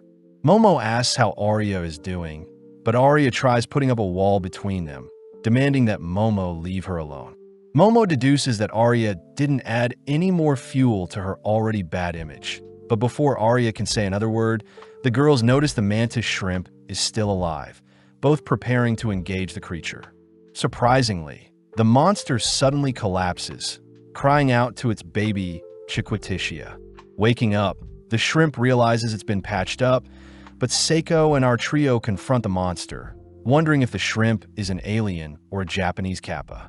As the shrimp takes a battle stance, it realizes it has been served some curry, immediately kneeling down as it cries tears of gratitude to have been served a loving meal. With the gang buying some sushi, they all start fighting over who gets what, all pairing up with Turbo Granny brawling with Akaran, Seiko taking on the shrimp, Momo and Arya arguing with each other. Finishing up the meal, the shrimp reveals that his son is very ill, and if his son doesn't receive blood every day, he'll pass away just like the shrimp's wife did.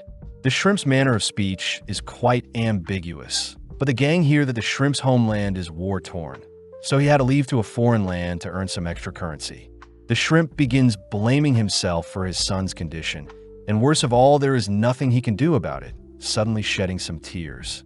Akaran asks what he can do to help, wondering if he can hand over his private parts to help the shrimp get paid, and then the gang can simply attack and retrieve his private parts once the shrimp's family is taken care of.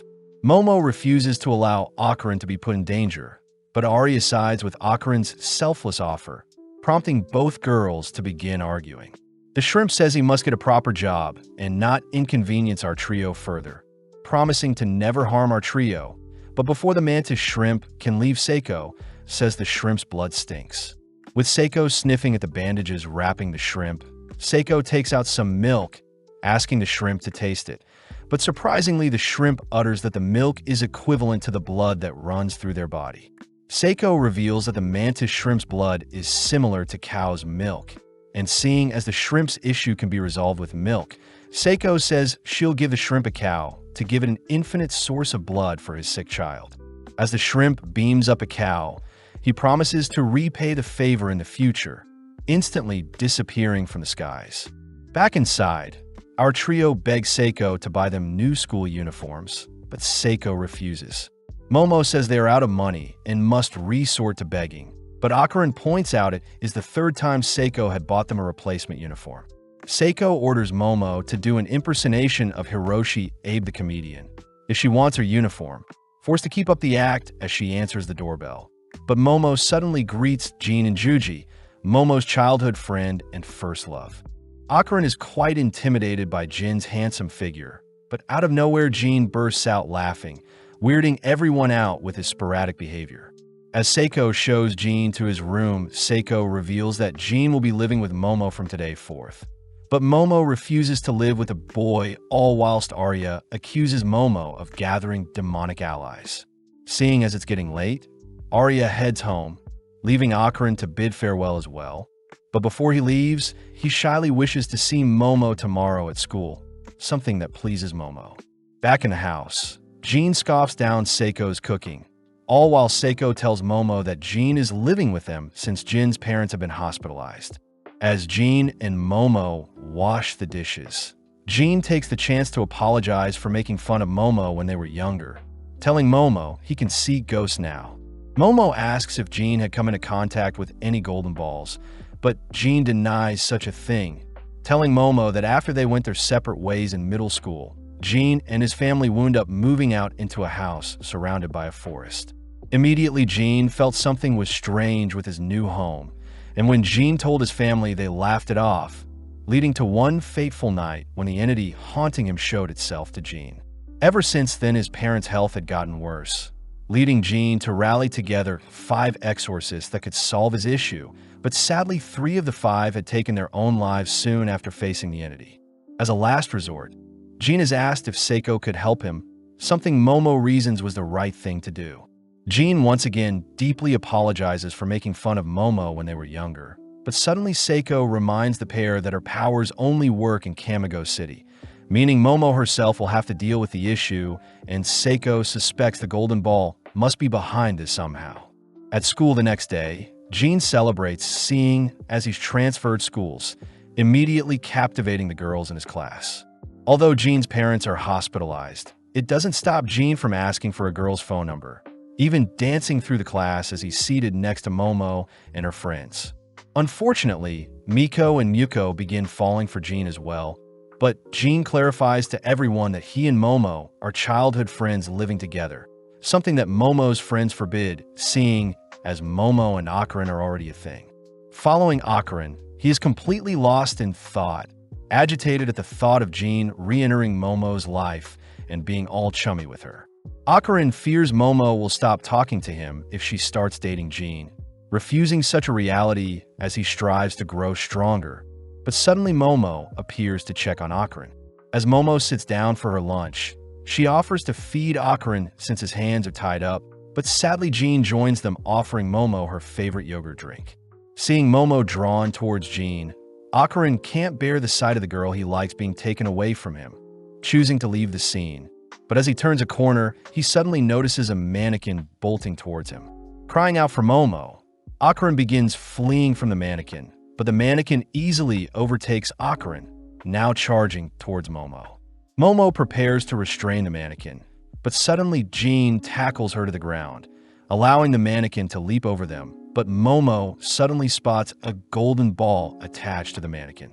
Seeing as Jean is refusing to let go of her, Momo has no choice but to grab hold of the mannequin with her powers, ultimately being dragged along with the mannequin, all whilst Akarin runs after them. Seeing as the mannequin has left the school, Akarin transforms, preparing to race after them, managing to catch up to the mannequin. When Momo tries reaching out to Akarin, the mannequin leaps onto a building, giving Momo a chance to catch the mannequin on a power line, but the mannequin's momentum shreds the power line. With Momo suddenly seeing a bus heading their way, Akarin manages to pull Momo to safety, grabbing hold of her only to fling her and Jean onto his back. Still chasing after the mannequin, Akarin grounds himself, allowing Momo to pull the mannequin towards them, but the mannequin puts up a good fight, refusing to give up. As the mannequin breaks apart, it manages to escape capture, only to reassemble itself, all whilst continuing to run away. Having lost sight of the mannequin, Akarin reverts back to his human form, all watching as Momo smacks her hands together, managing to guide our trio toward the junkyard.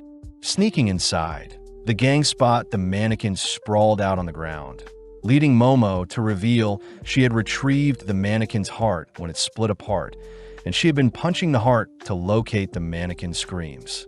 Momo demands to have Akarin's golden ball back in exchange for the mannequin's heart, but suddenly a voice calls to Teru, the mannequin before them. Freaking out, Teru rushes onto the pile of junk nearby, searching around for the voice only to unearth another mannequin he calls Hannah.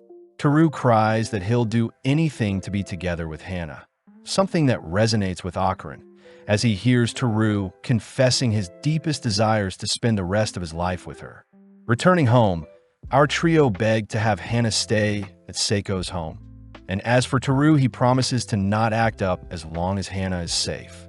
Momo also mentions how the gold ball she saw on Teru was simply a Christmas ornament. But as Momo prepares to set the table for dinner, Akron can't help but get jealous seeing how flirty Jean is to Momo. Remembering how Teru spilled his heart out to Hannah, Akron cries he won't lose Momo to Jean, but Seiko orders the boys to keep it down. Seiko reminds Momo that she'll be heading to Jin's house this weekend, leading Momo to reveal that Jean needs his house exorcised and is the reason he is here in the first place. With Akron agreeing to come along, we cut to the school where we see some school kids planning on messing with a Ouija board, but out of nowhere, Teru sprints past them, leaping through a window. Wanting to see Hannah, Teru boards a train, but as he dreams of visiting his loved one, he is accidentally run over by a truck. Following Momo, she is seen waiting outside with Hannah for Teru's arrival. But as time passes by, Momo falls asleep outside beside Hannah. As the sun begins to rise, Teru finally arrives, apologizing for visiting so late. But at the same time, we see Jean on edge, unable to sleep due to the mysterious entity haunting him. With the big day arriving, our trio board a train, passing time by playing Old Maid, but Akron seems to be losing constantly. Jean tries cheering Akron up with some snacks, but Akron simply gets more depressed seeing Momo and Jean reminisce about their childhood, making Akron feel pathetic as he sees his own jealous reflection in the window. Akron tries distracting himself by uttering that he needs to retrieve his golden ball no matter what, but seeing as Jean and Momo are non-stop chatting, Akron interrupts in by educating the two on the Tsukinoko. Coincidentally, Jean utters that his village as a legend revolving around the Tsukinoko shrine, where the villagers worshipped a great serpent for 200 years. Seeing as Jean has stolen his spotlight, Akron tries bringing up the other myths to intrigue Momo. But accidentally, Akron starts to hit off with Jean as he is the second person to take a liking to the paranormal, just like Momo. Jean asks if he can be friends with Akron. Akron says he doesn't deserve any friends since he is quite awkward. But as the trio leave the train, they enter a hot spring district where Jin's father works. Seeing as his father researches volcanoes in a nearby college, Jin's family had to move out to the hot spring town, and rumor has it that the nearby volcano erupted 200 years ago. As Jean guides the duo up some stairs, they're forced to climb several hundred flights of stairs, finally making it to Jin's home exhausted. At first glance, Momo can't detect any abnormal spirits nearby. But as the trio enter the home, we see the villagers of the hot spring town spying on them with their maniacal grins. Looking around the house, neither Momo nor Akron find anything off about Jin's home, beginning to doubt Jin's story about strange occurrences in his home. But Momo does mention how the ghost could be hiding at the moment. Momo suspects the enemy has a weak spiritual presence, meaning it'll be easy to defeat them, exciting Jean. Jean rushes off to fetch some refreshments for our duo, all whilst Momo decides to visit the hot springs, promising to return by sundown. Seeing as the boys are alone, Jean asks to teach Akron soccer, showing off the basics to dribble and kick, but Akron gets embarrassed seeing how pathetic he is. Akron wonders if he can impress Momo with his new soccer skills by the time she gets back. But as Akron continues to train with Jean, Jean suddenly asks if Akron loves Momo. Following Momo, she indulges in the hot spring, having intentionally left the boys alone, seeing as Jean is Akron's first male friend. Back with Akron, he cries that he loves Momo as a friend, but when he hears Jean say he loves Momo's eyes and personality, the boys begin to argue who loves Momo more. When Jean tries bringing up his childhood friend's status to win the argument, Akron suddenly remembers his kiss with Momo, quietly accepting victory as we cut back to Momo, who decides to wrap up her bath. Momo says it's unfortunate that the hot spring is walled off, wanted to see the scenery whilst bathing, but out of nowhere, Julian Kitu, Jamanuel Kido, Juichi Kyo, Jihiko Kitu, and Jujina Kido all enter the mixed-gender hot spring, ready to join Momo. As Akron and Jean continue to wrestle and fight over Momo's honor, they suddenly stop, having noticed a strange room appear next to Jin's home. But as this happens, the five men enter the bath, all approaching Momo. Jean and Akron inspect the wall, separating the house and the extra room. But upon realizing it's hollow, Jean reasons they should have a closer look. Jean takes charge by smashing a hole in the wall, shocked to see hundreds of talismans crammed inside the wall. But as we cut back to Momo, we see the 5 adults swimming towards her. Momo wonders if she can deal with them all at once. But before Momo can activate her psychic powers, she is tackled and pinned down below the hot spring waters. Running out of breath, Momo lets loose a burst of psychic powers, managing to smack the attacker with the snake head of the nearby water dispenser. Within a few seconds, the hot springs dispenser begins to overflow, distracting the men long enough for Momo to leave the bath, all whilst the surrounding infrastructure of the hot spring begins falling on the men. Before Momo can flee the scene, one of the men manages to catch up to her, but luckily the remaining walls of the hot spring perfectly collapse on the man, revealing a gorgeous view of the hot spring village.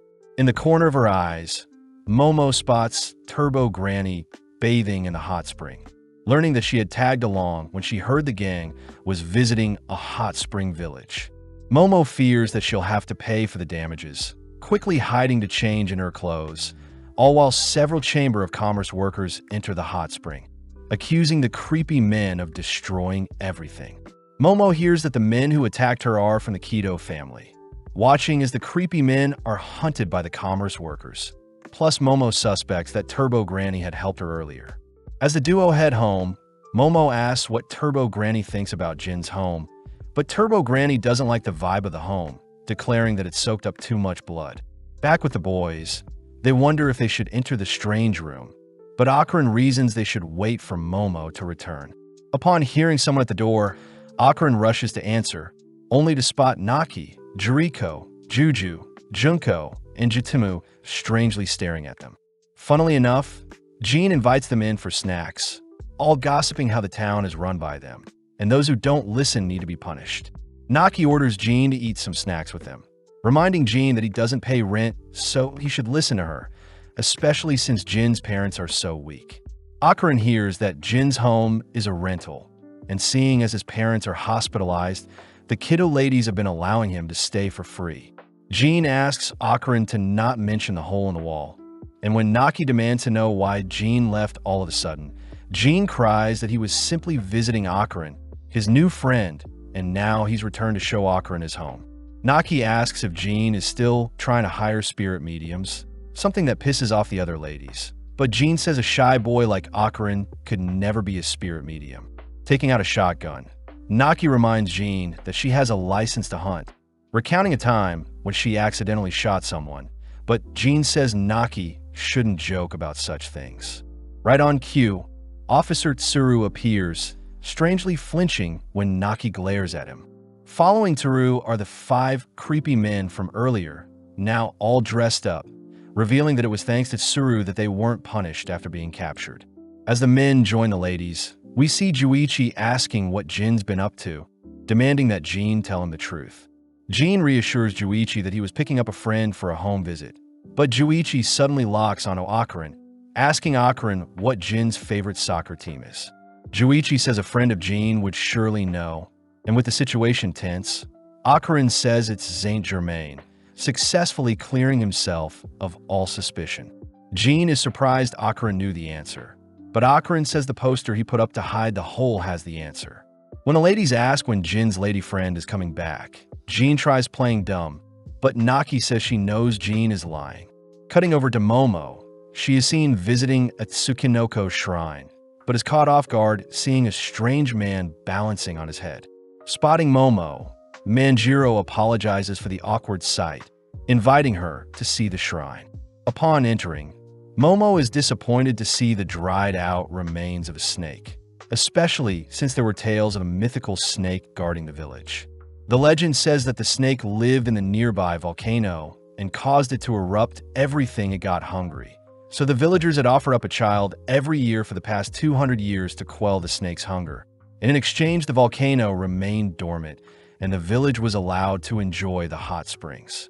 Manjiro says nowadays, erecting a shrine to pray to the snake is enough.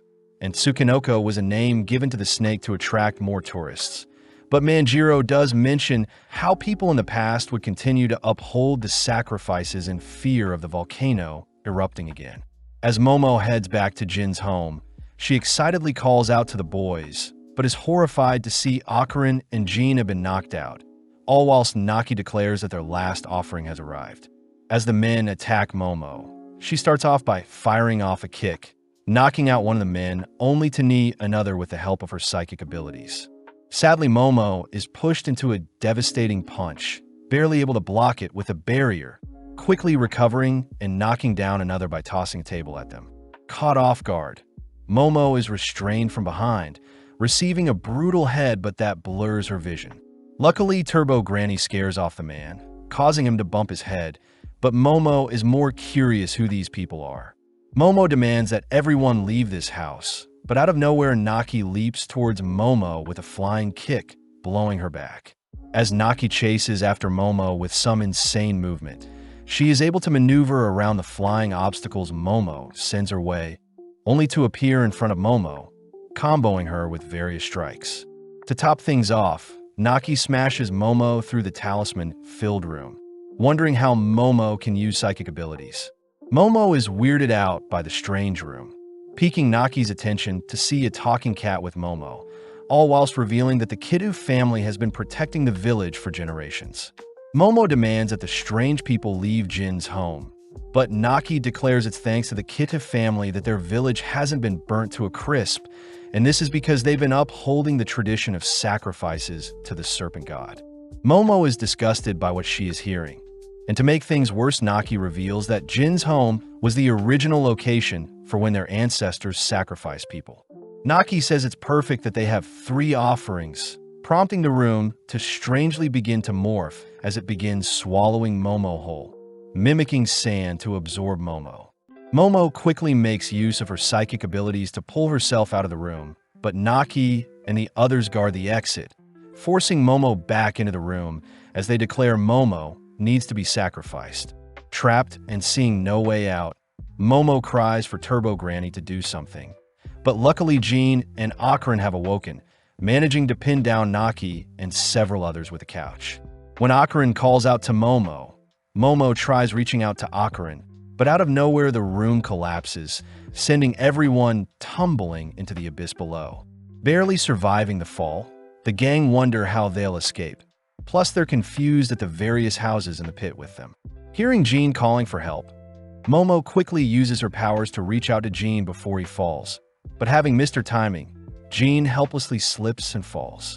Strangely, Jean falls onto something that softens his fall, awakening the horrifying Serpent Lord. Immediately, Naki and the Kidda family get into formation to greet the serpent, offering up our trio as sacrifices, but Turbo Granny points out how the serpent is a Karagari. Akarin remembers a Karagari to be a Mongolian deathworm, a giant man-eating earthworm that lives in the Gobi Desert.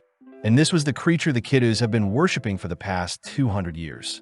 Momo warns the Kiddus to not agitate the giant worm, but ignoring the kids' pleads, the worm ultimately attacks the Kiddus.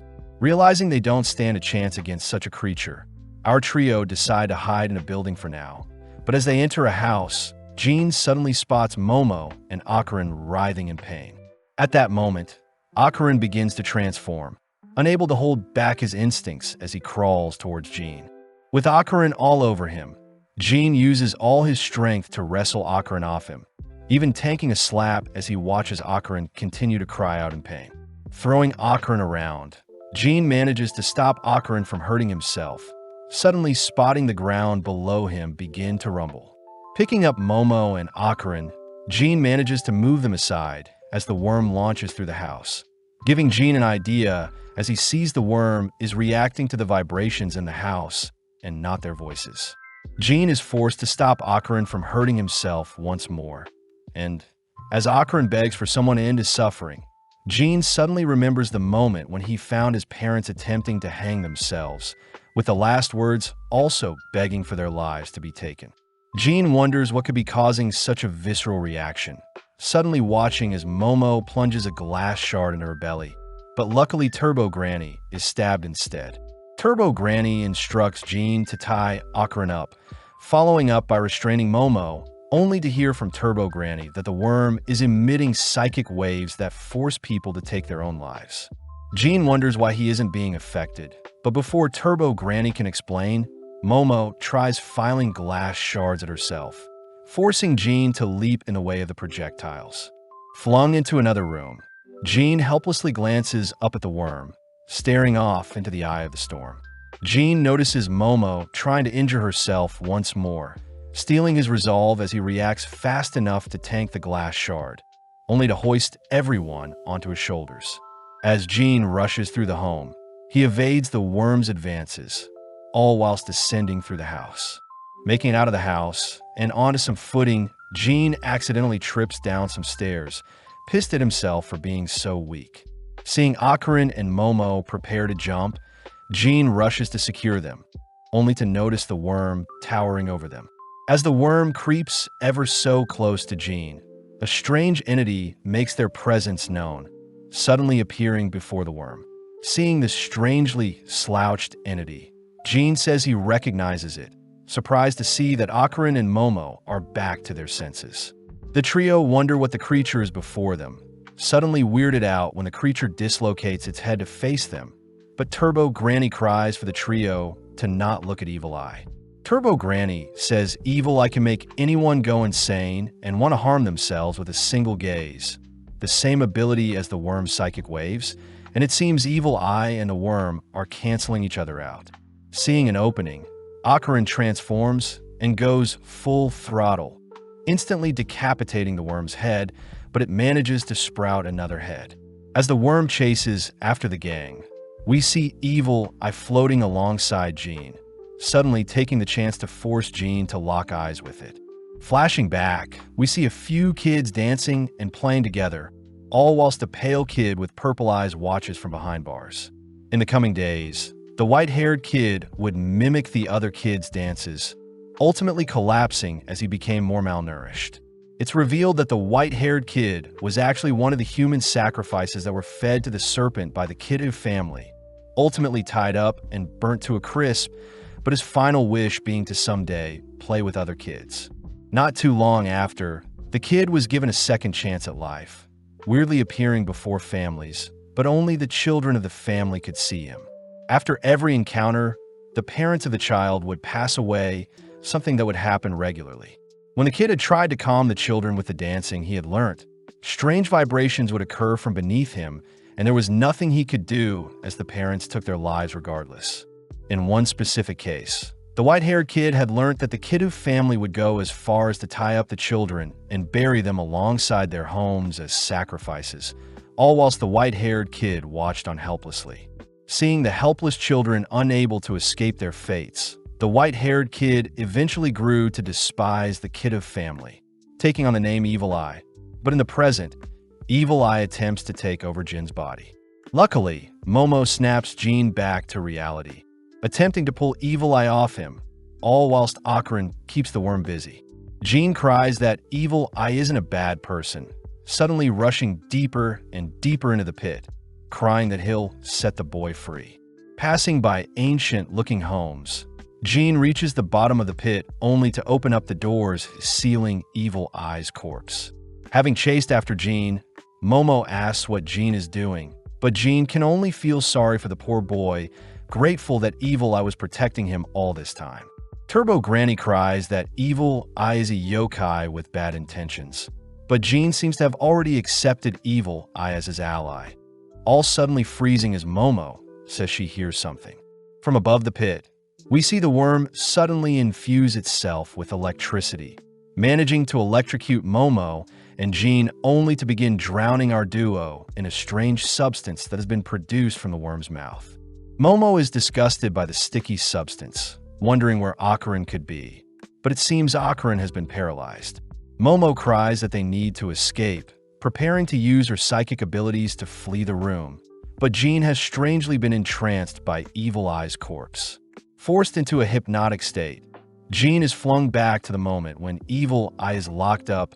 Jin apologizes for the poor boy's situation.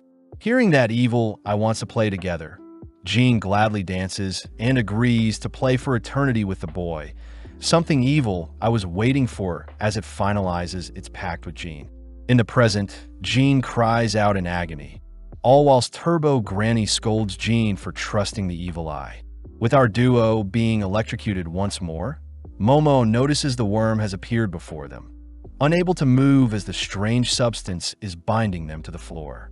Seeing as Jean is unconscious, Momo helplessly watches as the worm dives towards them, but out of nowhere, Jean throws out a devastating punch that knocks the worm back. Following up, Jean charges up a torrential kick, completely blowing the worm out of the pit and ripping apart its head. As Momo lays eyes on Jean, we see Jean swelling with dark power, revealed to be Evil Eye who has taken over Jin's body. Evil Eye declares they'll slay all humans, and in the blink of an eye, Evil Eye blows Momo in a nearby wall with a punch, only to pin her against the wall with his leg. Evil Eye is intrigued at Momo's powers, taunting Turbo Granny as he mocks Turbo Granny for being so weak, but Momo cries for Jean to wake up. Evil Eye says Jin's body is now theirs, and upon detecting the worm attempting to electrocute them, Evil Eye erects a perfect barrier to halt the attack.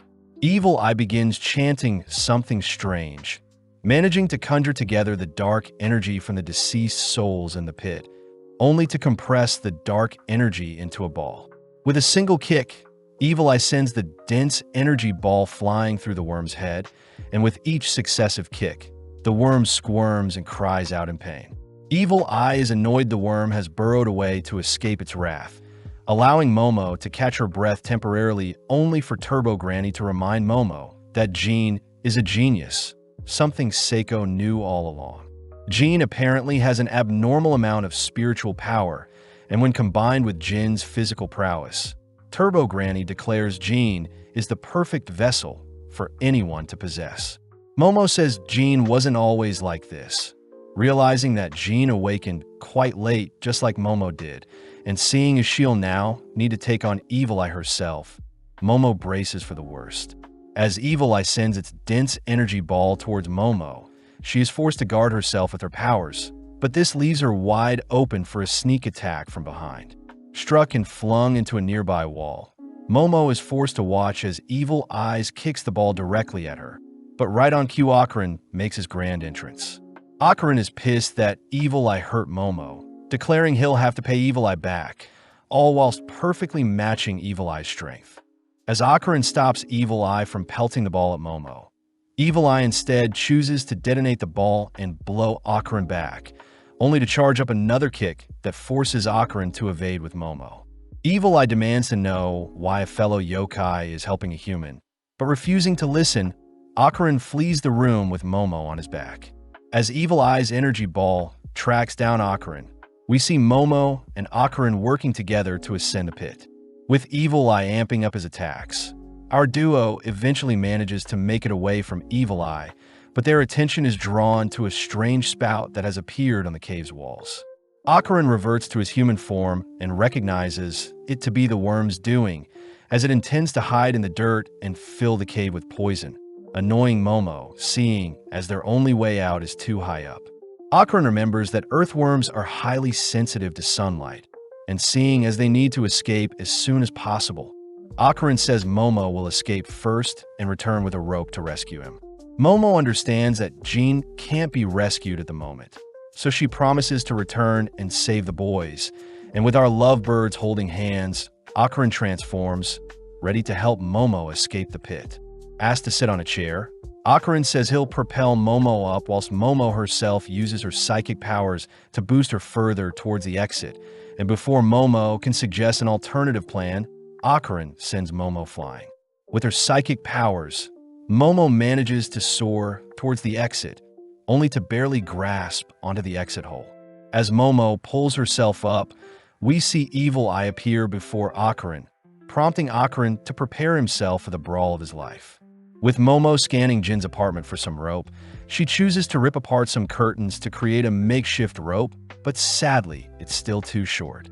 Racking her brain for a way to stop the worm's poison and defeat it, Momo suddenly remembers a time when Jean and her younger self would play with worms.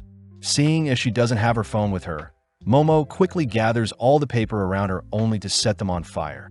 And within a few minutes, Momo is revealed to have set Jin's house ablaze, using the fire to cry out for help. Back with Akarin, we see him weaving through various houses to escape Evil Eye, But Evil Eye monstrously pursues Akarin with its energy ball, and to make things worse, Evil Eye himself chooses to physically engage with Akarin. Every so often, Akarin manages to tackle and stall Evil Eye. But as the fight draws on, Evil Eye succeeds in pummeling Akarin with his energy ball, forcing Akarin to remain on the defensive. Evil Eye is excited to try out its new body on Akarin, but out of nowhere, Evil Eye begins to bleed from its nose, uttering that the worm's poison is harming its body too much. Needing to end their brawl quickly, Evil Eye sends its energy ball after Akarin, and before it collides with Akarin, Evil Eye converts the ball into a mini house that cages Akarin in place. As Akarin desperately tries breaking free, he suddenly hears the cries of the souls that have been used to create the walls of the cage he is in, ultimately allowing Evil Eye to slowly approach Akarin, and it seems Akarin has nowhere else to run. Although Akarin manages to slip one of Evil Eye's punches, Evil Eye lands a devastating knee, followed by a flurry of attacks that grind and pound Akarin to the nearby wall. Evil Eye cries that he'll slay Momo after he's finished with Akarin, but having heard enough, Akarin declares that Evil Eye was wrong to harm Momo and steal Jin's body as well. As Akarin slips Evil Eye's advance, he charges up a powerful uppercut that rocks Evil Eye. Choosing to go full throttle, Akarin turns the tables and begins pinning Evil Eye to the walls with hundreds of punches, and before Evil Eye can counter, Akarin simply continues his onslaught. Punch after punch, the impact from Akarin's attacks ends up shattering the cursed cage around him, only for Evil Eye to be blown back. As Evil Eye lays limp on the ground, Akarin says he hasn't felt this pissed in a while, and as Akarin himself collapses from exhaustion, he musters up his remaining strength to force his body to move. Seeing as he needs to get closer to the exit for when Momo comes to rescue him, Akarin chooses to drag Jin's unconscious body with him, all whilst Turbo Granny is seen fighting for their life, having been rooted to the floor by the worm's sticky fluid. As Turbo Granny cries out for help, we see Akarin heroically arrive to rescue the poor cat, and with Turbo Granny grateful to see someone come rescuing her, Akarin rushes to retrieve some planks. Placing the planks above the sticky liquid, Akarin begins pulling Turbo Granny away from the sticky floor, only to comedically slip and fall into the sticky substance. Turbo Granny scolds Akarin for being so clumsy, but Akarin says he can't transform, seeing as he already went full throttle twice, desperately calling out to Momo to rescue them. On the surface, Momo is alerted by Akarin's voice, only to demand that the firefighters and police help the people inside Jin's house. Strangely, Officer Tsuru refuses to allow Momo nor anyone else from re-entering the house, and as Tsuru asks for Momo to be dragged away, we suddenly notice the floor beneath them begin to rumble. Right on cue, the earthworm is seen rearing its head as the entirety of its body is seen fleeing from the ground, and as the evening sun begins to harm the worm, Momo cries that everything is going according to plan. In the past, Jin had told Momo that worms breathe through their skin, and after a rainy day, worms escape to the surface to breathe since the soil is too damp for them to survive. As the worm squirms and writhes in agony, it drags its body behind what remains of Jin's house, but Momo refuses to allow the worm to escape. Choosing to use her powers to rail the nearby fire truck into the house, Momo continues to expose the worm to sun, and within a few minutes the worm's body begins to puff up and disintegrates. Becoming all stiff and finally falling over, Momo checks to see if the worm is still alive, but out of nowhere the worm barfs up the entirety of its insides. Surprisingly, Naki and the other kiddos seem to be barely alive, and before Momo can leave to help Akarin escape, the nearby volcano suddenly erupts. As ash and soot scatter across the skies, the nearby townspeople are instructed to evacuate, all whilst Naki says she was right to have sacrificed so many people all along. Momo is still in disbelief that the legend about the Serpent Lord was true, and as Naki demands to know how Momo will rectify things, Momo realizes something strange.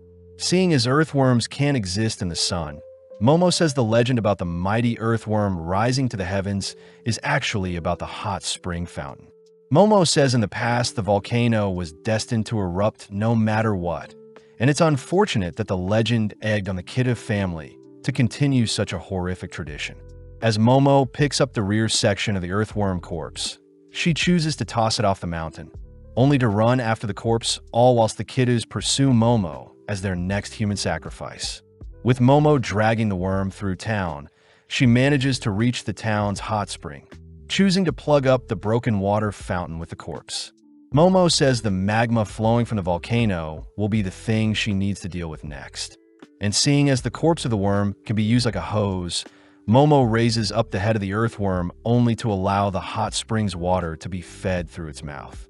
As the devastating ooze of magma begins melting away the surrounding scenery, Momo puts the worm to work by having it spray the magma with its sticky bodily fluid, a solution that puts out the flames. Sadly, the magma is spewing out too rapidly for Momo to deal with. And to make things worse, Naki kicks Momo from behind, having caught up. As the Kittus surround Momo, they declare they'll sacrifice Momo to their new volcano god. But before they can swarm Momo, Manjiro appears, fending them off. Manjiro reveals that Seiko is actually his master, having been instructed to help protect Momo by Seiko herself. Whilst Manjiro fends off the Kittus, we see Momo heaving the earthworm's corpse towards the magma, only to desperately put out the spreading flames. Out of nowhere, a projectile begins shredding the worm's corpse, and as Evil Eye makes his grand entrance, we see Evil Eye lock onto Naki and the Kittus.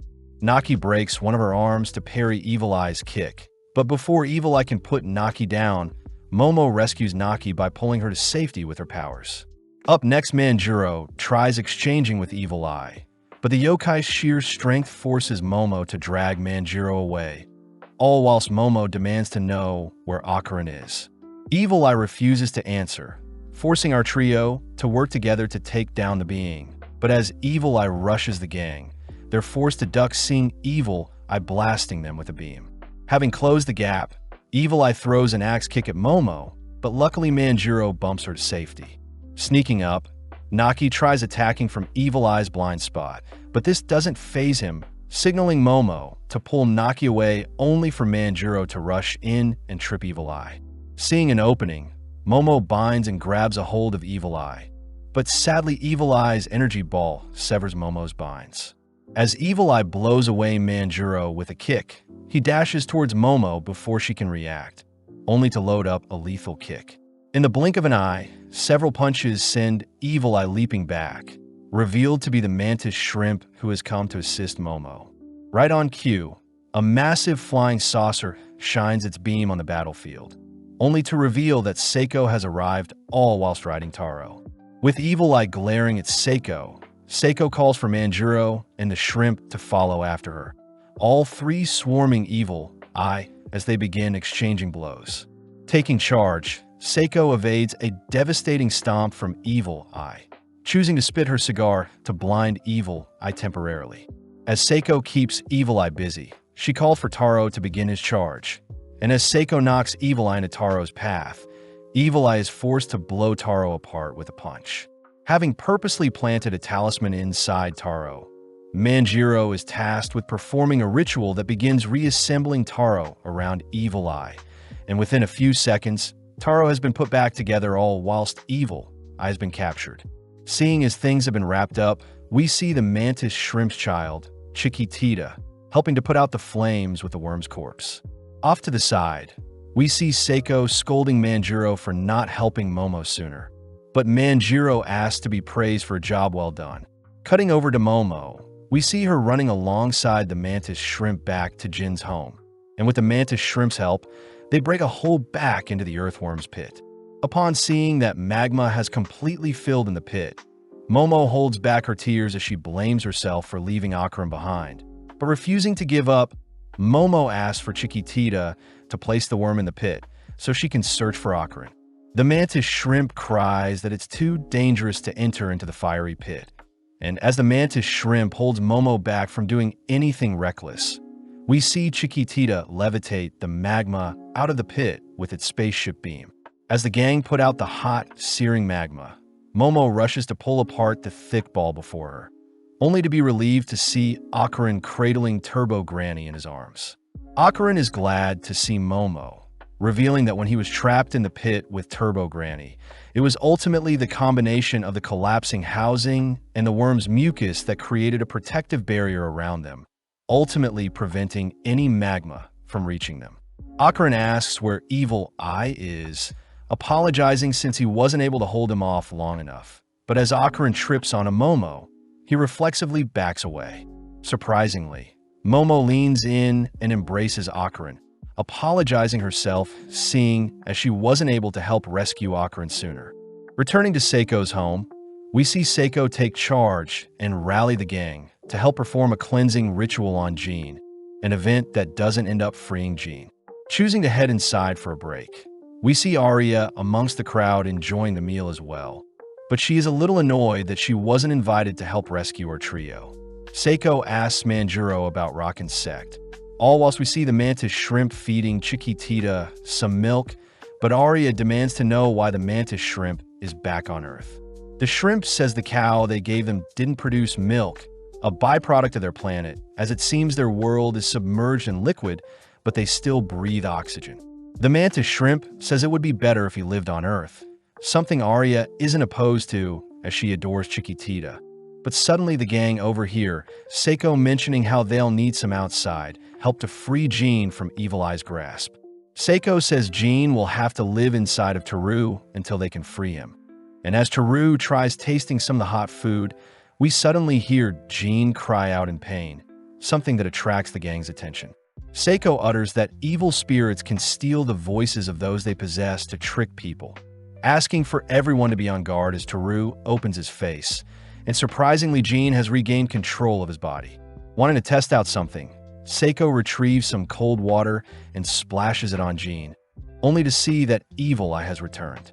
When Seiko douses Evil Eye with some hot water, we see Jean is able to retake his body, a predicament that annoys the gang.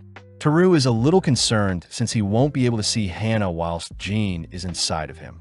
But Seiko takes the chance to apologize to our trio, uttering that she didn't expect Evil Eye to be the one causing issues for Jean. Turbo Granny mocks the humans for being so pathetic, especially since Evil Eye is a mountain spirit, a being close to a god. Normally, such a powerful spirit would liquefy the humans they possess. But interestingly, Jin's high spirit power is keeping Evil Eye in check.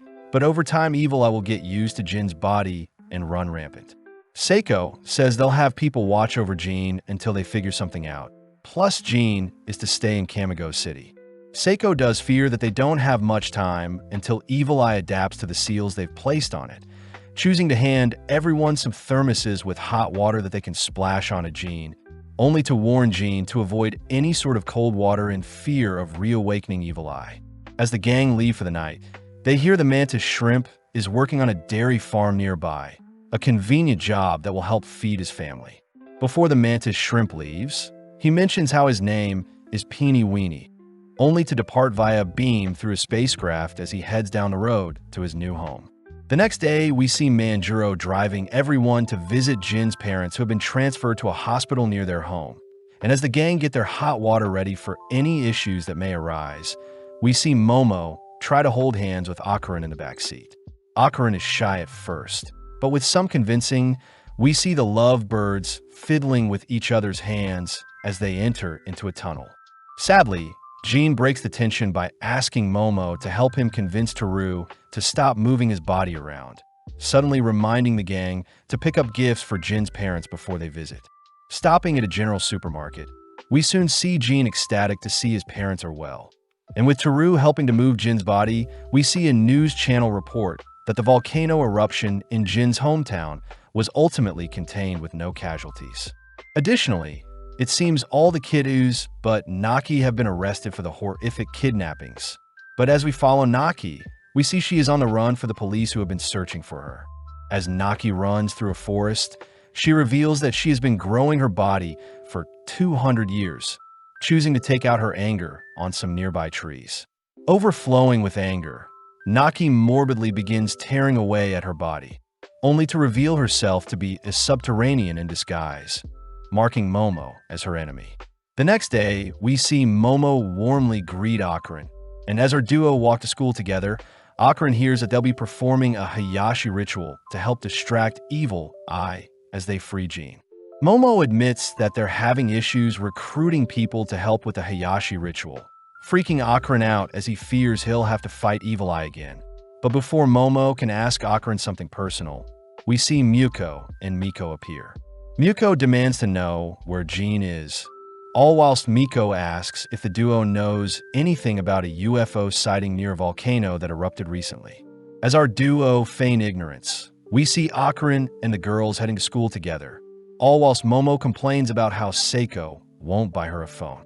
At school, we see Arya being shunned and ignored by her own friends, something she knew was bound to happen when she admitted spreading the false rumors about Momo. Before Arya can despair, we see Momo appear and invite her to join them for a chat, something that intrigues Arya's classmates. Arya is annoyed that Momo is being all casual with her at school, but Momo is glad to see Arya isn't still sad, and seeing as Akron is with them, Momo takes the chance to invite Arya and Akron to stay at her place moving forward. Immediately, Akron and Arya are surprised by such an invitation, hearing that Momo will need help when watching over Jean, especially since Manjiro and Seiko may need help if Evil Eye ever returns. Funnily, Akron and Arya are too flustered to give Momo an answer straight away, but our duo end up accepting, exciting everyone as the sleepover starts today onwards. Momo does take note of Arya's concerned expression, declaring that Arya doesn't need to hang out with them if her other friends hate it. But Arya says it was her own fault for alienating herself from her friends, so she'll deal with the repercussions herself. Back at Seiko's place, we see the seal using Teru's body has begun to fade, and upon seeing one of her talismans darken before her, Seiko asks Teru to release the seal they've placed around Jean. Seiko reminds Jean that moving forward he is not to touch any cold water, and as Teru tries rearranging his body back together, we see Akron and Momo have returned home. Jean rushes to greet our duo, only for everyone to take note of Arya, who has arrived all fashionably dressed, prompting Jean to help her move her things in. Seiko orders everyone to keep a thermos on them at all times, and as Teru heads to take a nap, we see the others sit down for a group dinner. Momo and Arya choose to chat about the makeup they use, all whilst Akron and Jean make plans to play Smash Brothers later. But as Akron passes over some cold soy sauce to Seiko, he accidentally spills some onto Jean, immediately reawakening Evil Eye, who begins wreaking havoc. With everyone locking in to combat Evil Eye, we see they're able to splash hot water and transform Jean back, all pissed that Jean destroyed Seiko's home. Akron notes that Evil Eye is getting stronger, but out of nowhere, 4 strange-looking people appear, only to be shooed off the property by Seiko. Momo wonders when the Hayashis will arrive, beginning to take her anger out on Arya, but suddenly the 4 strangers return once again. Revealing themselves to be the Hayashis, they introduce themselves as Patarsan, Yashikichi, Toshiro, and Hideji, all striking fabulous poses to make themselves known. Showing off their talent, we see the Hayashis hook up their electric instruments, exciting the gang as they wonder what powers these Hayashis have, but Seiko says the Hayashis are regular people. Apparently, their music should be able to echo into the spirit world, and seeing as they're normal beings, they also won't be harmed by spirits during the exorcism. As the Hayashis begin warming up, we see Seiko restart her cleansing ritual on Jean, and with the Hayashis now pumped up, they begin mashing their tunes to cheer Seiko on. Immediately, the volume from their performance ends up rippling throughout the air around them, an impact that causes nearby spirits to awaken and swarm the area, all excited to watch the Hayashis perform. With the performance getting more hectic by the second, we begin to notice Jean writhing in pain as the music is affecting Evil Eye, and when Momo helps with holding Jean down, she is suddenly able to access Evil Eye's true intentions. Jean cries that Evil Eye only wanted to dance and play with kids his age, and with Jean begging for Evil Eye to be spared, we see the Hayashis begin to reach even higher feats with their music. Strangely, Seiko suddenly stops the ritual and orders for the Hayashis to stop playing, announcing that they'll make Evil Eye part of their family. The gang is shocked by Seiko's declaration, wondering if they'll have to forever watch over Jean in case Evil Eye reemerges. But seeing as Jean needs their help, Akarin declares he'll become stronger to rival and suppress Evil Eye to help his friend. Flustered by Akarin's bravery, Momo says she'll train to get stronger as well. But this only fires Arya up as she says she won't lose to Momo. Jean is grateful for everyone's help, rushing to embrace everyone. But as it begins to rain, Evil Eye suddenly emerges and pummels Akarin. With Jean being splashed with some hot water, we see the Hayashis packing up their gear and heading home to escape the pouring rain, only for the gang to patch up the house with whatever cardboard they have laying around. Inside, Seiko asks Jean to tense his core and picture a beam coming out from his head and fingers. Plus, Jean must remain still when pushed. To help Jean learn, Momo shows off her mastery of the technique. Something Seiko is impressed Momo had learnt, but Jean suddenly remembers that he would tease Momo for the same pose when they were younger. Seiko reminds Jean that his spiritual energy is very dense, so mastery over it, and his chi flow may also mean mastery over Evil Eye himself. And with Jean taking such advice to heart, we see him awaken later that night only to head to the bathroom. Seeing as Jean had left him, Akarin quickly follows after Jean just in case, even helping Jean warm up the tap water to avoid any accidents. Akarin and Jean confirm to Momo that they have things under wraps, and when they head back to their rooms, Akarin chooses to stitch back together their makeshift wall, all whilst Jean stands back. Jean says he is sorry for causing everyone so much trouble, but Akarin says when Turbo Granny had possessed him, both Momo and Seiko had helped him without question. Akarin had even tried repaying Seiko for her kindness, but Seiko had refused the money, instead asking Akarin to pay forward the kindness, something Akarin is doing now for Jean. The next day, we see Arya and Momo both still exhausted from the previous day, but Arya dragged herself out of bed in order to perform her usual skin routine before applying her normal makeup. At breakfast, Arya takes charge and ensures everyone is well fed, but Arya refuses to serve Momo. With the trio heading to school, we see Jean wishing them the best, but the girls simply continue to argue and bicker all the way to school. In class, Momo cries that she needs a part-time job, especially since they need to rebuild their home. But this makes Miyuko remember that Rowena says she may have a part-time job for Momo. Momo says she'll take the job, but her friends fear her bossy attitude will get her fired, something Momo says she'll deal with if it comes down to it. With Momo heading to meet with Rowena, we see Miko and Miyuko informing Akarin of Momo's new part-time job, and with the girls getting an idea, they choose to drag Akarin on a date with them, seeing as Momo is gone. Although Akarin fights for his life, the girls manage to wrestle Akarin and drag him out of the school, through the city, and onto a train. With escape being futile, we see the trio heading to visit the Kamigo shopping street, only to enter into a sketchy-looking alley. Boarding an elevator, the trio enter into a maid cafe, only to greet Momo herself, who has been assigned her new role as a maid. With Momo embarrassed, we see Akarin trying to flee, but Miko and Miyuko are insistent that Akarin stay and have Momo service him.